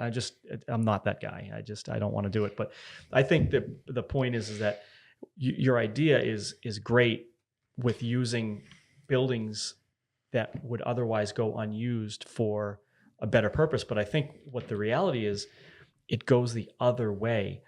There are a million other purposes for tennis clubs and tennis courts that make more money. So why would money flow to something that doesn't make a lot of money, right? And you need investors. You need someone with capital or lender to want to develop or build a tennis court or retrofit a warehouse with a tennis court. But when you have let's just say you have an empty warehouse around Boston, there's a greater chance that some life science company will go in there and put millions and millions of dollars into that warehouse and make a drug processing facility or make a medical device, as opposed to, let's put a tennis court in there where members are going to complain about $50 an hour court fee and we're going to struggle to turn a profit. It just, the underlying land in most areas is just too valuable to garner any interest from somebody who's willing to put their equity, their money up for a tennis club. And it goes to a bigger problem that we talked about earlier. It's like, what billionaire is going to step in and save tennis? I mean, we need people with some real passion and as the saying goes, cash as long as train smoke, to care. And we all know people, we all know millionaires, and millionaires know billionaires, and we know people with money. But I think when the rubber hits the road, do they want to cut a check for $5 or $10 million to make a really nice facility or fix or buy an existing facility and make a home in, I'm just going to say, Wichita, Kansas, for the central U.S. High performance development center? Just making it up. I'm just you don't, when it really comes down to it, it's just tough to make money. And just take the Lake Nona USTA facility. They run that regular part, not the player development part. They run it just like a regular tennis club. They have a tennis director for juniors. They have a tennis director for adult tennis. They have, I don't know how many. There's 100 courts there, right? But how many are in player development? Say there are 80 courts on the regular side where pedestrians can go, and it just gets used just like a club. And that's a nonprofit. That place is rent free to them. I don't know. I think they do charge themselves rent, but it's rent free to them, and they still can't pay their maintenance bills. So interesting. One thing though, with what I'm talking about, is you don't need to put tennis courts. It's just a space to go practice. Okay. You're just going to practice athleticism, cooperative skills, Yeah. technique. It's not a matter we're going to go play, rally. No, it's what I said earlier about in Boston. Okay, yeah, we're not playing outdoors tennis after, like, say, November 1. I mean, the Warriors can get out there sometimes even during the winter, but it's like, okay, we're going to have a lot of bad weather coming back to, say, an Ivan Lendl at the Sparta Club in Prague. And he's going to hit the backboard for 6 hours. So you're not fighting a financial problem. You're fighting a culture problem. Exactly. then the tough sell would be, can you get kids to do that today? I don't mean to sound pessimistic, but I think that you're swimming upstream with that character, with that character development part. It's swimming upstream now, and it's getting tougher and tougher every year. It's just society. How do you grow tennis and reach more people with, whether it be GreatBase or just initiative, grassroots stuff? How do you get tennis to more people in this country of 330 million most cost effectively? Well, you say so many things, but first, let me go back to during World War II.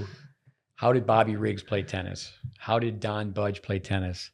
And what's the name of where do they keep the airplanes? Hangars. The hangars. So what do they do? They just get some electrical tape and they got a tennis court.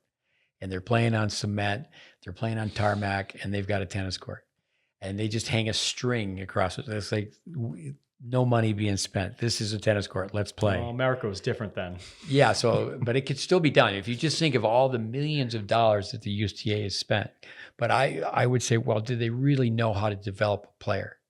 I've always said, gee, it'd be great if there was tennis teaching tournaments. Okay, who can take 10 8-year-olds at the same time and say, okay, come on back in a couple hours. But a couple of things. I have a question though. Yeah. And it's, I don't even know if there's an answer to it, but should the USTA be developing players like on an elite level, or should they be developing interest in tennis? Yeah, in our previous podcast here, just recently, it's come up throughout, I'm sure, but here and there we're at 200 podcasts, it's 400 hours of chit-chatting about tennis. Getting rackets in kids' hands, but that's not the solution. I mean, they also need to be able to hit balls and get on tennis courts. They need to see a path to play more and have it be a part of their life. Yeah, with Javier, I mean, what the parents, what their understanding is in all of sports. It's not just tennis. All sports are struggling because of kids are playing with electronic gadgets. They're not playing with sporting equipment. Years ago, Norman Vincent Peale, pretty sure he wrote the first self-help book, Power of Positive Thinking. So I'm getting the whole story, but he comes to speak at the college I'm working at. Tickets are $100. I go, whoa. And I said, but I bought 2. And he ends up, I've got warm-ups on. I take a friend. We're practicing hitting some balls. We show up, but it's a dinner affair. I walk into this gymnasium at this college, and it doesn't even look like I've ever been in the building. And I just asked people, could we just sit back? And we obviously we're not dressed, but we have tickets. Can we just sit way up here? And we just want to listen to him speak. So a lot of fanfare. He speaks 19 minutes. He gets up, amazing speaker. And he said, the number one thing is when you get up in the morning, just go, yes, I've got problems, because that's life. You just got to solve problems. And tennis has problems. I do think that, the money being spent, Robert Lansdorp, he sounds like Rocky Balboa, and he's just honest guy. And I've only spent a little time with him. It was a long time ago, but I wasn't there. I used to always go to the US Open, always be at the USTA Teachers Conference. But for 10 years, I'm at this junior college where I've got to be there because kids are registering for the fall. I got to find them roommates and this and that. So there was a panel. It was Braden, and Vic's fantastic. Vic at that time, I don't know if he was talking about electric myography or brain typing or CompuTennis or whatever. I think Vic had a great line though. They got to be able to hit it. When the umpire says ready, play, can you hit it? Baltieri, Burwash, Vandermeer, and Lansdorp. But I had a copy of this, and this is way back before, things were digitized. And it came to Lansdorp's chance to speak, and he didn't swear, but it sounded like he'd swear. Like, for crying out loud, Yeah. freaking give me a effing break, whatever. And he said, and he was picking on the USTA. He goes, they're spending money on kids that are 15 years old, and they're hanging on the racket like it's a frying pan. And then he basically said, and he inherited a great situation because he took over the Kramer Club, and it was a great scenario.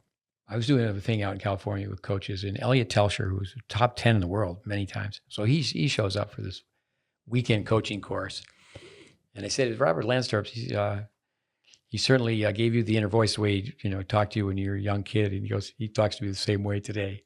But so they were taught technique. It's just like with Charlie Hollis to Harry Hopman.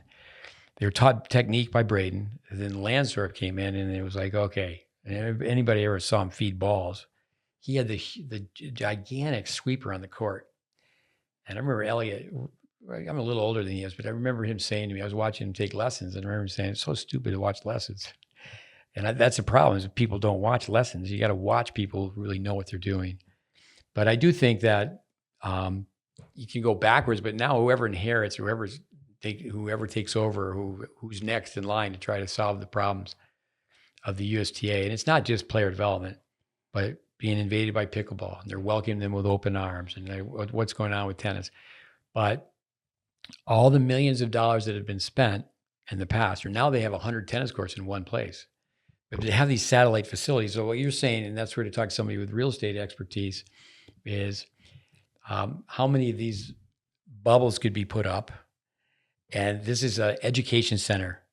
And what you do when you come here, you learn how to practice at home. You learn, and then it's like, and we're talking, it's like Wayne Bryan said, is that, the 10 and under program, yeah, that's great, but that should have been for 6-year-olds. Okay, we're going to take the game Simon Says, and we're going to make it a tennis game. Or we're going to have a form tournament. We're going to give prizes, like, boom, who's got the ready position? And Vandermeer was great with trigger. All of a sudden, these kids have great ready positions. And then you put up a poster of Djokovic. Oh, yeah, this guy's number one in the world. A lot of people that are not in tennis, they don't know who Djokovic is. He's so popular in tennis. Now, you take someone like Muhammad Ali, Roger Federer is up there. At the Olympics in 2012, they needed a tent, or they needed a building, 4,000 press people to listen to Federer. And Djokovic was a little turned off by that. There's only 400 to listen to him. So, but there needs to be a way not only to get racket in people's hands, but more like a little league experience from years ago. And I've been told, I don't know anything about baseball, but that the coaching's bad in baseball. But, people just know you can't throw a baseball like this. It's like, okay, we got to teach you how to throw a baseball. And, then there's always egos and experts come into it. And I've been told, like, for a little kid learning how to pitch, you don't start showing a little kid how to throw a slider and knuckleball and such. Is you just teach them fundamentals. And but right now with pickleball, it should be the same thing. There's the USTA, the governing body of tennis, should be, we need to jump on this. We're being invaded. It's a war. They're coming in and they're taking our land. They're taking our turf war. That was on that thing with Mike Costa today from the Daily Show, turf war. And so some things have to be done, but education. With, to me, because of the end of it I'm on, I think an overhead's an overhead. But a person who's in business, it's like, whoa, what's this going to cost? And then you think about new facilities. It's well, I think that you can come at this from many, many different angles. As far as ultimately, let's say a 5 to 10 year plan for tennis. What's going to get it back to the where we're not being invaded by pickleball, and it's actually new people are coming into the sport, more people are playing. I do think it's more access to courts. And like you said, it's great. It's great if you can have a warehouse where people can practice being athletic and doing this and doing that. But at the end of the day, what's going to really excite people about tennis is getting on a tennis court. And I don't know what the most efficient way to do that is, but we're losing. And somebody needs to, or a group needs to be put together to, or individuals have it be, private development. People need to care and invest in it. It's not happening. It doesn't look like it's going to happen. And we're losing it's death by 1,000 hangnails right now. We're losing a club here, a court here to pickleball. We're losing instructors because they're not getting paid enough. They're not, there's a million things we're losing at. Oh, they're dropping like flies. Tennis teachers are becoming pickleball teachers because there's more money in it. There's more numbers. I've done so many things that like, well, what happened with that? Zippo. For K-Swiss had leagues at one point. They're sponsoring leagues. And told the gentleman, I said, I wouldn't do that for little kids. I said, get prizes, have it be tennis, have it be a competition. But all you got to do is say, well, there's this thing in the Olympics called the decathlon. Let's have 10 events. And, one would be, okay, how the baseball trick, 3 balls in a sock. I mean, you have to swing the sock 3 times. If it hits you in the head, whatever. You can put a scoring system to anything, but then how far can you throw that sock? And, then the frog jumps to the net. But there's prizes. But then there's also a form tournament. It starts with a form tournament, ends with a form tournament. And, you got posters. It could be like, I said Djokovic on the ready position. It could be, just showing like, because people misinterpret what like a Roger Federer does. If you look at it in slow motion. Right. So a form tournament would involve what? Judging? Like people saying, a judge saying that's the right way to emulate. Well, in some sports, you take gymnastics, you take figure skating. Yeah, there's a judge. It's not, when kids are out playing tennis with a forehand grip, palm up serve, Western grip, they're running back to the fence and they win. What are they winning? They're winning bad time. They're winning bad habits. They're winning bad experiences. Well, no, they were out there, they're competing, they're having fun. But how many people start tennis and then leave tennis? So yeah, there needs to be ingenuity. I guess you could say education, but definitely education. But people, have to make it happen. And why did? Sorry to interrupt you, but it just popped in my head as you were saying it. I have Tucker has a twin, and he played basketball, club basketball for a little while, and I was astounded at how much parents throw at these club sports, whether it's soccer or baseball or basketball, and they are also indoors in the winter in the Northeast, and they are not cheap. So why are they attracting the dollars? And I think that part of it is the parents are more, they get basketball, they get baseball, they feel part of it when they go to the games. So I don't know. I see why can't tennis capture some of that? And that's because we lost a big bulk of the middle interest in tennis. The average American that has children in that wheelhouse of 5 to 15, that parent in most households doesn't care at all about tennis. They care about basketball because they can relate to it. Maybe they played as a kid. So I think going back to the USTA, there's many things that need to be done to right the ship. That is definitely not not doing well. But we need to spark some interest with parents. I think you said that too, and we need to spark and keep some interest with juniors. And I don't really know how to do that. I don't have an answer for that, but it's a problem because you're not going to get people to spend the money to make the economics work for a club if you don't spark that interest with the average. And going back to the image problem, of the whole, what did you call it? The soap opera tennis pro. It needs to be that the average person feels like tennis could be for them, and they could have it be a sport for life. Because why am I passionate about tennis? I came from a very modest background, no money.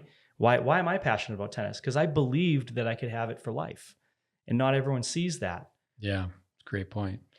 With I was fortunate enough to work with Chad Clark.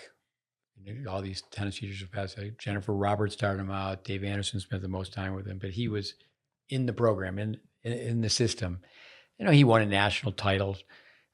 He played Wimbledon, one time, I believe he qualified main draw. He only played like pro tennis for 9 months.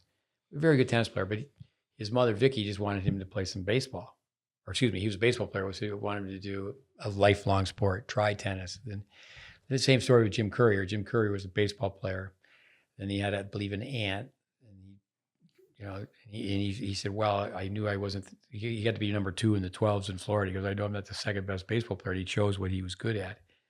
But you have Doug Tucker's twin. He's in crew. Yeah. He's going to do that in college, right? Yeah. But one thing about that sport is, okay, you're going to, and I know nothing about it. You're going to sit here, you're going to grab the oars this way, and you're going to just be an animal. It's an absolute meritocracy.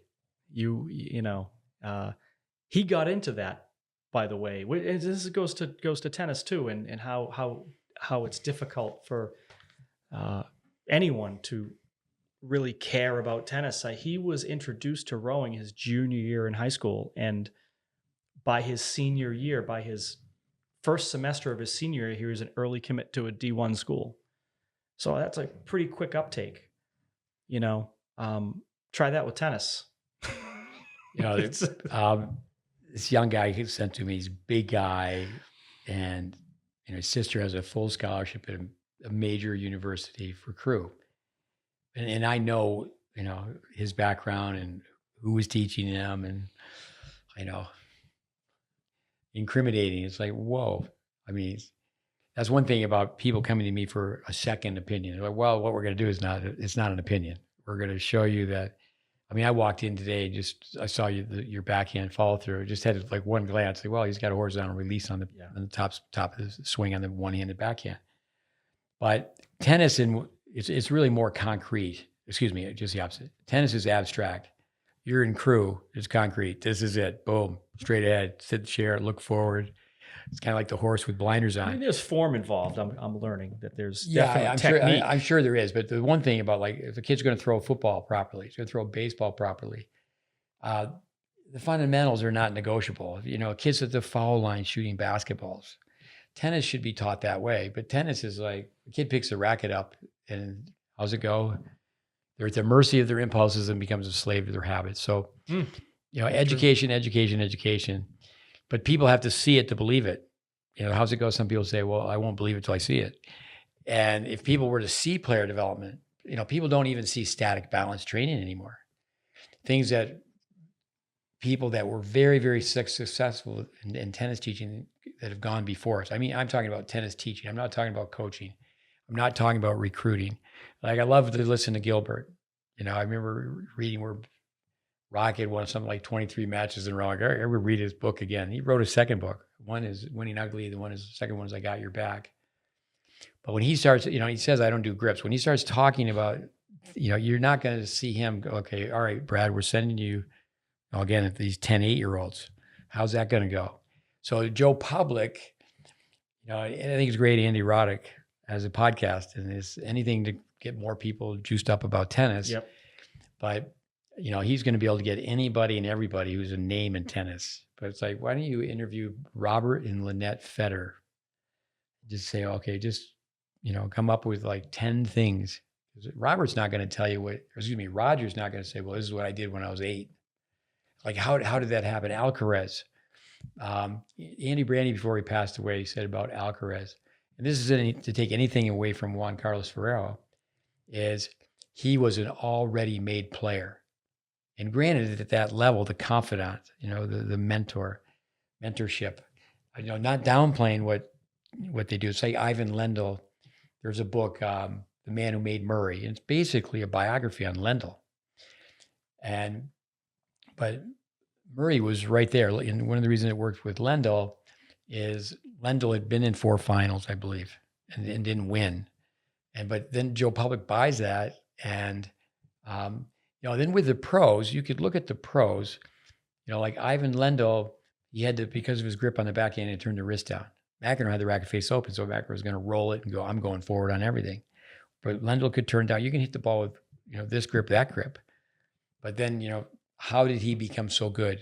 His mother was, the thing is, his mother was number 2 in former Czechoslovakia. And, when he's a toddler, he's tied to the net post and she's Mhm. working on her game. I mean, the backstories.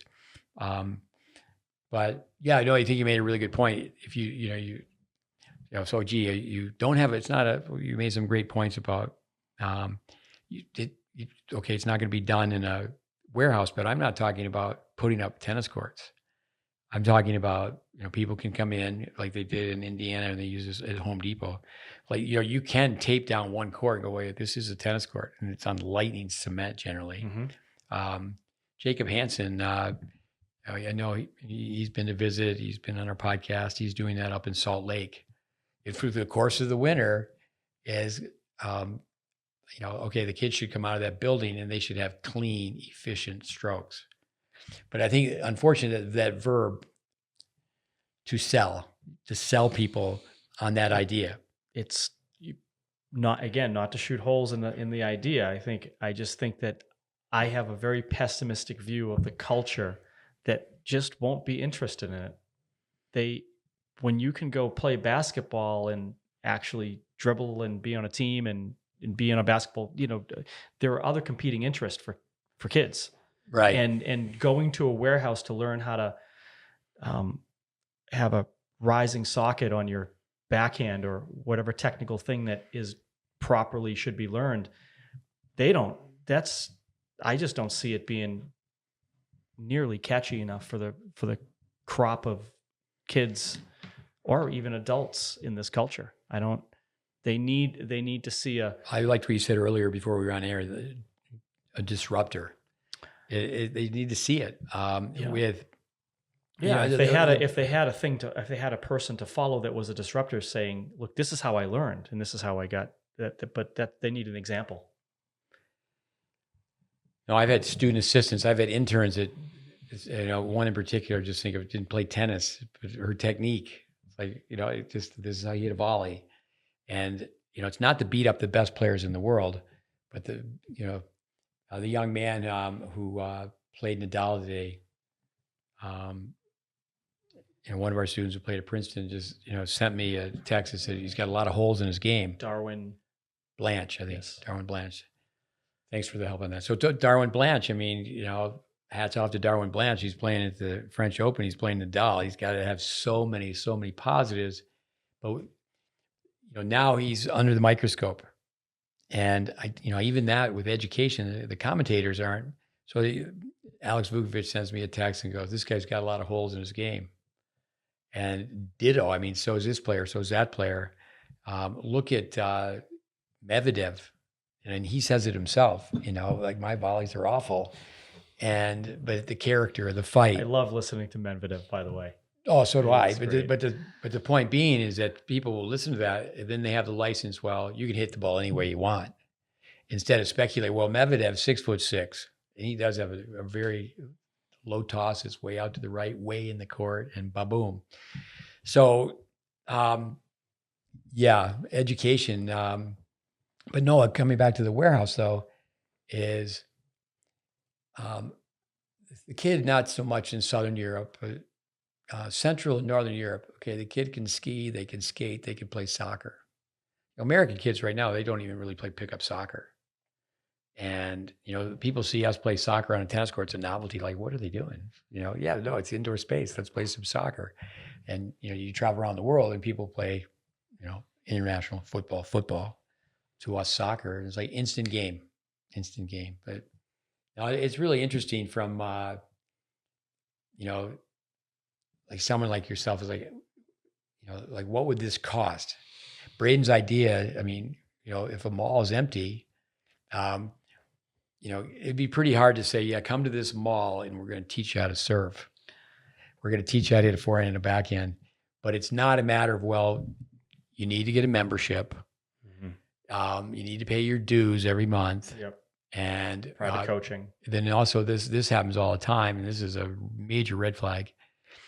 Well, if you want private instruction, detailed instruction, you have to one-on-one. Yeah. This is what it costs. $90 an hour, $100 an hour. Yeah, but in your part of the world, it's you got to pay for the court too. It's not only paying for the coach. But they still only get. That's the problem. Is they still there's kind of a cap to what people can want to pay, and that just means the pro gets less, and consequently you get lesser pros. Yeah. You know, With Syracuse, New York, where there's all sorts of rain. Against like number 2 in the U.S., maybe Seattle's one, but least amount of sunshine. And in the 70s, so many indoor courts went up in Syracuse, and what happened to those courts? A lot of, like you said, a lot of places have been converted. I was in Grosse Pointe, Michigan. It was just based on circumstance. My boys played ice hockey, and they played for Little Caesars, and there was a tennis court, or there was a number of tennis courts that, what would you say? It was in a industrial grade area. It was in a lower income area, and it didn't make it in tennis, but it made it in hockey. It's that people say, "Well, no, we're going. There's ice time. We're going." yeah. And that's where that appreciation for ice time, the appreciation for court time. I think hockey rinks are every bit as expensive to develop as a tennis club, but yet you generally don't see the hockey facilities failing. And you see more clubs using them, and I don't. But see yeah, you use the word culture. I know hockey because people who have the money are doing the extras. It's like in Toronto. I spent time in Toronto, a lot of time in Toronto. I lived there for 2 years, and lots of great hockey schools. But there's still a lot of farm boys, and now hockey it's played so well by the girls.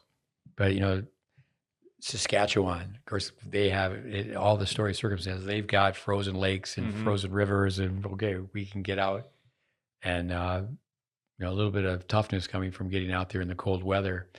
So, but that's happening in Toronto, where okay, you're going to go here to learn how to stick handle this warehouse, and you're going to go here to learn how to shoot a puck, and a lot of times if you evaluate the people who've spent the most money. Like look at what an IMG costs now, and then the productivity. If you look at these commercial academies around the world, like say at Nadal's place, Patrick Morgula's place, they're huge now. Sanchez Casal, I know you're going to go to Barcelona, hang out, check out tennis. That most of those European academies have 3-4 people who are working full time to try to place kids in college in the U.S. Mm-hmm. But then you find out with the 5,000 colleges where they go. I mean, there's one academy here in the U.S. There's a lot of colleges in the U.S. Yeah, but we had recently had a player here who spent time at both Morgula's and Nadal's, and I had heard of his college, but I couldn't tell you where it is. There's so many colleges, and live and let live, but like how much money was spent for someone to go, and then you're ending up going to. This is the level of tennis you're playing in college. There's one academy here in the U.S. where they've done this in the past, where they give rising seniors scholarships, and they're already signed, sealed, and delivered, and they're going to some big time schools. We'll give you a scholarship. You can come and stay here. So it's nice for their stats because they're placing most of those. We'll cover your room and board. We'll cover the tennis. But whether they can, so then the academy can advertise, this is where our players go. My point is that so much money is being spent, and like, where do the players go? And the oldest trick in the book, and I love voluntary for a lot of reasons, but the consumer has, I think, caught on to that to a certain degree, is that the very top kids go to academies on a scholarship. But overall, we wind it up on it. You give us a few more thoughts and we'll close this thing out. But I'd say the military term, FUBAR. Mm-hmm. Tennis it's like this problem. So FUBAR is effed up beyond all repair, effed up beyond all recognition. Yeah. That's where we're at. And after listening to a couple of your recent guests, we're just scratching the surface, and we've gone on. I don't know how long we've been on, but I feel like we could have gone on for 6 hours and not even scratched the surface of how to attack the problem. I feel like there's a 10,000 foot view problem, which is the governance. And I feel like there's a boots on the ground problem, which is the culture and how we teach and how we address it. And then there's a problem of perception in the middle. There's so many different ways that this problem needs to be attacked and addressed. And the USTA is only it's a problem, but it's only part of it. Well, I've always said, everybody should ask themselves first, what could they do to help the game, growth and welfare. I haven't been involved very much. I one time went up to Minneapolis to train coaches with Lifetime Fitness, and these things are like the Taj Mahal. I mean, these places are Oh, the brand Lifetime Fitness. yeah, Yeah. and at one point they were building more courts, more indoor courts, or maybe more tennis courts than anyone. But I know there's been a big conversion to pickleball. I'd love to find a way to. I would just harness and use whatever skill set I have to help the cause. I just you have your skill set. Some of your other guests have different skill sets and different things. If the right people got together and there's some money behind it, we could plan to fail, fail to plan. I think with Javier saying That's what it is, it's a blue collar sport, but Lifetime, they're gonna look at the demographics and go, okay, the average family income in this part of town, and there are a lot of tennis pros. I mean, I've got 20 students and they can take a private lesson every day. Or, I've got a really successful business, but what are your demographics? I mean, they're generally in a pretty affluent area, but the game's got to go beyond our nose. It's got to go, okay, how can we help out? But like the different sections, Javier goes, yeah, they're all different. He's looking at it more from how they're governed. But just an instruction alone. Then what's more powerful than instruction is inspiration. Yes. And wouldn't it be great if these great tennis players of the past, it does come out, like a courier, so much about tennis, but he goes, well, that's not my forte. That's not my pay grade, and they're talking about, teaching little kids how to play tennis. So I think that's where it's just like constant, where you can, now with YouTube and the tennis channel here in the US, you can just see tennis, but people misinterpret it and twist it and turn it. And, then also too, is that parents get into it, and a lot of parents will be confident, and they don't know, they're taking their child down the road. And it's I say, like at a junior tournament, it's the word loco, crazy for Spanish, is the local scene. Is the Germans have this word Kreismeister, a lot of compound words, circle champion. But I'll say this last thing. I grew up playing ice hockey. And if you'd only seen house league hockey, so when I was a kid, I was very fortunate. I saw this big time college hockey. It's like, that's exposure. And most people really haven't seen tennis played at a real high level. So now I sound like really bad, where I was on this podcast this morning with Jonathan Stokey, and it's, he's obviously doing great things with his podcast, and he gets it. He's lived tennis. But I'm watching a college or a 60K tournament the other day. And I was there half a day, no overheads, no volleys, no approach shots, just people banging ground strokes, people being, they're ranked 400 in the world. A couple of the players I've done video work with in the past, and I'm just hoodie up and just off to the side. It's not my position, going, well, you did make some of these changes, and, they're hitting a slice forehand, from way behind the baseline. And so, there's hangers on. There's people that love tennis, but it's a sport that, I'm going to go from here and watch a hockey game. In pro hockey, everybody can fly. The improvement is amazing. When my older brothers, they didn't have a chance to work with figure skaters. I had a chance to work with figure skaters.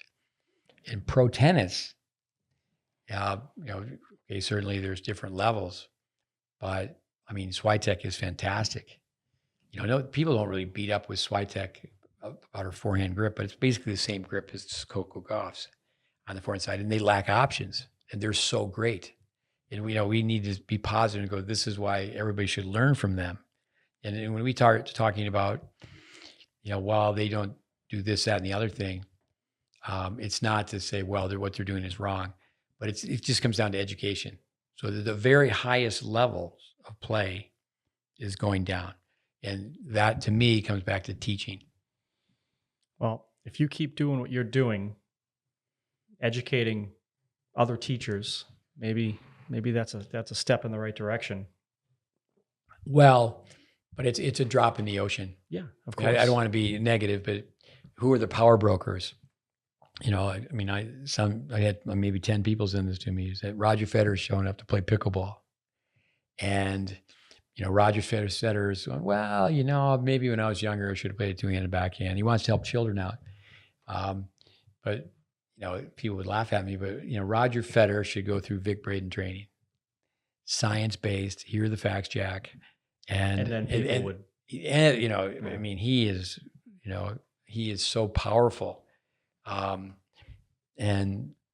yet, would he ruffle feathers? They say this is what we should do. And I don't think he would.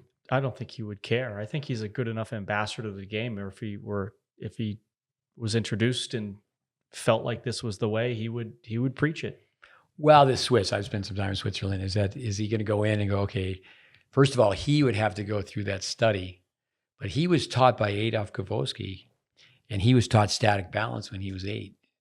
And if it could, that's where the Andy Roddick's podcast, if Robert and Lynette were going, there's a famous quote, we say it all the time, is that when Roger was 8, he stood in one place on balance with long follow throughs. And it's like, come on. Joel Trucker, what a great tennis mind. He was on here and said, well, people, they're not working hard enough to go backwards. There are some people who really like to study history, but you got to go backwards. Like, how did Alcaraz get so good? And, you get in the nitty gritty and, like say this kid's center, the way he's wired, his brain typing, he was a skier, he was an athlete. But his center is, he had the racket up high. Now they're telling him to take the racket lower. He had pinpoint, he had platform. I think that's a tragedy that kids that just need to learn fundamentals, like say, well, yeah, Michael Jordan was Superman. He could just fly through the air. But yet, and people in basketball tell you that people got away from teaching fundamentals. And basketball is improving faster around the world than it is in the U.S. Coach K from Duke, you got to, it's not my opinion. It's like, well, okay, if Coach K says this about basketball, like the kids are bigger, stronger now, but they're not as better. They're not as good an athlete. And then why? And I'll just say this: the last thing is that we went out to groups. We went to Memphis. Said, okay, we'll go here, and it was just too political. And we were there. I was there 21 months. We were there 24 months. But when the World Cup was in the United States, there was all these discussions on soccer. And what was said was if you could just take a section, maybe it's a state, maybe it's just a large city, and say, this is how soccer should be trained. This is how people should train when they're younger. And we actually end up having good soccer players because the participation numbers are so high. Plus, if you're in that right pocket, there's a lot of foreign coaches over here. And so then it shouldn't be that way, but kids to learn to be really taught well in tennis, it's luck. Do you meet a person who really has a solid framework understanding to teach basics? But over and out, you have the last word. Oh boy, there's so much that we were all over the place, but I appreciate you having me on, and that's fun. And all that you give back, and it's definitely talk about going backwards. I'll just finish with this. Like you said something about you go backwards. I feel I can tell you a thing or two about going backwards because I feel like every time you analyze my strokes, I have to take a couple of steps backwards to take the steps forward. But I'm willing to do it, and I think if more people were willing to do it, then they'd be further along in their development. And even me at my advanced, aged out, place in tennis, it's still worth it. You still need to take the steps to realize what you need to rebuild. And then, but say a player like yourself, you could say, well, I'll make this adjustment, but I'm not going to make that adjustment. I'm going to work within this instead of just, rebuild, redo. But it's triage. You take the most important things that are falling apart first. That's how I look at it. No, that's well put. I think another thing too is that you take professional people like yourself who love the game, and then there's a volunteer effort. It's like, okay, just if we could have somebody, 2 hours a week, Saturday mornings, get volunteers behind it, and then. I think that's one thing that's very powerful is that if you can educate the parent parent in junior tennis, the parent's writing the check. Yep. They're blindly writing checks. But if the parent had consumer knowledge, most parents, they can't tell a good lesson from a bad lesson. So then there's this thing called product knowledge, and then they have to produce. But I do think your space with real estate, that definitely could be looked into, because I just don't know how indoor tennis is it's just a factor. It's one of many factors that goes into making tennis successful, and we can't do it without real estate. Courts take up space. Oh, but old man winter comes in, and how's it? You ask a kid, what's it cost for a lesson? What's it cost for the court? And it's just, we've talked about many things. It sounds like such a boastful, egotistical comment, but if you have information, you can teach 24 people by yourself better than the person who doesn't have information and they're teaching one-on-one. I do want to ask one more question. I know it's kind of going backwards, and you can end it after this, if you have an answer for this. But as far as the USTA sections go, and it's a question, I just don't know why, so I'm not criticizing. When they have tournaments at local clubs, I noticed that a lot of clubs are not having and hosting a lot of tournaments because they lose money on court time. I don't know how much the USTA subsidizes these clubs for junior tournaments, if at all, or if the clubs just collect their entry fees and that pays for the court time. I don't know how it works. I'm not privy to that, but I'm sure it's not secret. But I do. It seems as though the USTA might need to do a little bit more to incentivize more clubs, to have more tournaments, to make it more geographically accessible to, all levels, not just L4s, L6s, and all the different levels. And I just think that might be one of the steps that is a hole that needs to be filled. Well, one thought with COVID, you hear a lot of people that own indoor courts going, it's great. A lot of people left other sports to play tennis. Tennis is a safer sport. I'm going to have my kid play tennis and not play, soccer where they're going to get an elbow. So get a bloody nose, whatever. But I think with, somebody like you're from Boston, is like, well, there's more tournaments in outdoor facilities. There's so many people that they're a tennis teaching pro, and they want to run a tournament. Well, I'm going to be in the air conditioning. I'm going to sit down. I'm going to make more money running the tournament than I am teaching or coaching. I remember the late Bobby Curtis called up one time, and I was in charge of the facility, and we had 4 tournaments. And he asked me if we would drop one. I said, we'll drop all of them. I mean, that's not my thing, It comes down to, you just, with anything, you have to just find out, where's the money go? Where's the money go? And if the pro can make more money running tournaments, they're going to run tournaments. So what happens on outdoor courts? It's like, well, like in Boca, it's a great service in many ways, but Battle of Boca, it's at a public park, says USTA. Yeah, I've been there. You've been there. So that's right. So Rick Macy's. So USTA, Rick Macy, and the adult population, the demographics, they want to play on clay in Greater Boca, where there's so many clay courts and so many pros and so much going on with tennis, a lot of positives in many ways. So that's a place where they run tournament after tournament. And, so some kid in Boston's like, okay, we got to go to Florida for these tournaments. And, there's been so many mistakes made by the USTA, the level 2s and level 3s. They didn't exist at one time. You just played national. So you had to play through your section. You had to qualify through your section. So there's a disconnect between national and the sectionals, the sections. So, tennis at a world level doesn't have a commissioner. But the USTA, the governing body of tennis, and it's a large corporation, but it really should be where everything's clicking like a Swiss watch, to really make it work.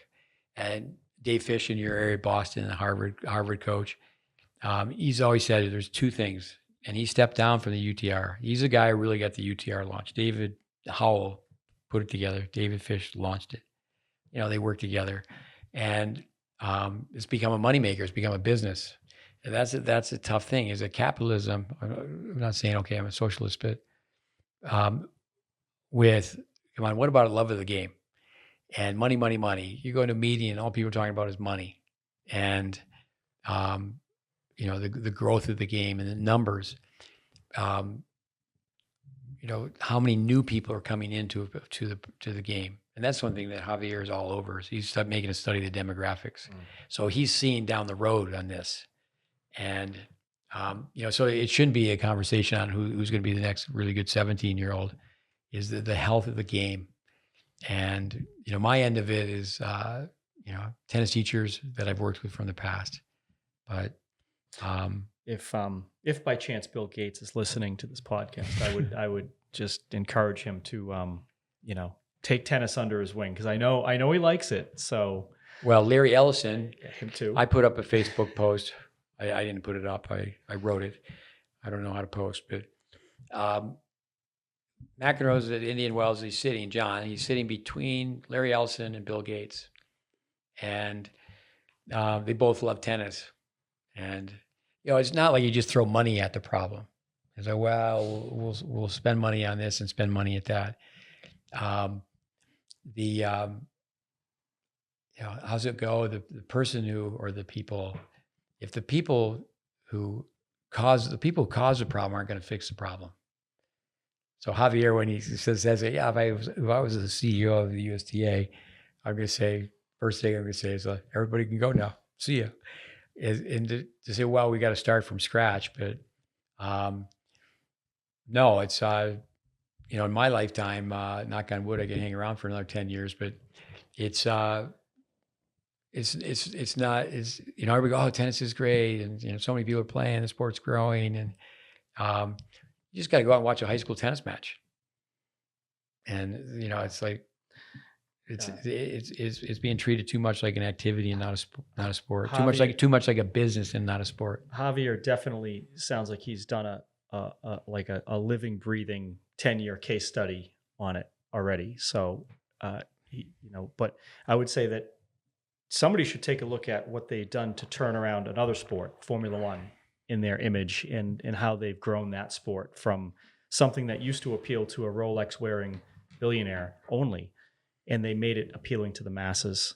So I'll end on that. Oh, there's probably a lesson in there somewhere, and some of it has to do with image, some of it has to do with money, some of it has to do with who it's appealing to, but there's a lesson there, I think. No, that's great. I think one of the things I would say is, last one, promise, is that Javier comes across as a rebel. I come across as a rebel. It's like, no, everything's great. But the one thing is that truth tellers are labeled as rebellious. Mm-hmm. Give me the high five. All right. Boston boy, thank you very much. Wave goodbye to the camera. Thank you for having me. Hope we made it worth your time. Honored to be in a annals of very, very more qualified tennis people than myself. So Oh, thanks. Yeah. Adios, amigos.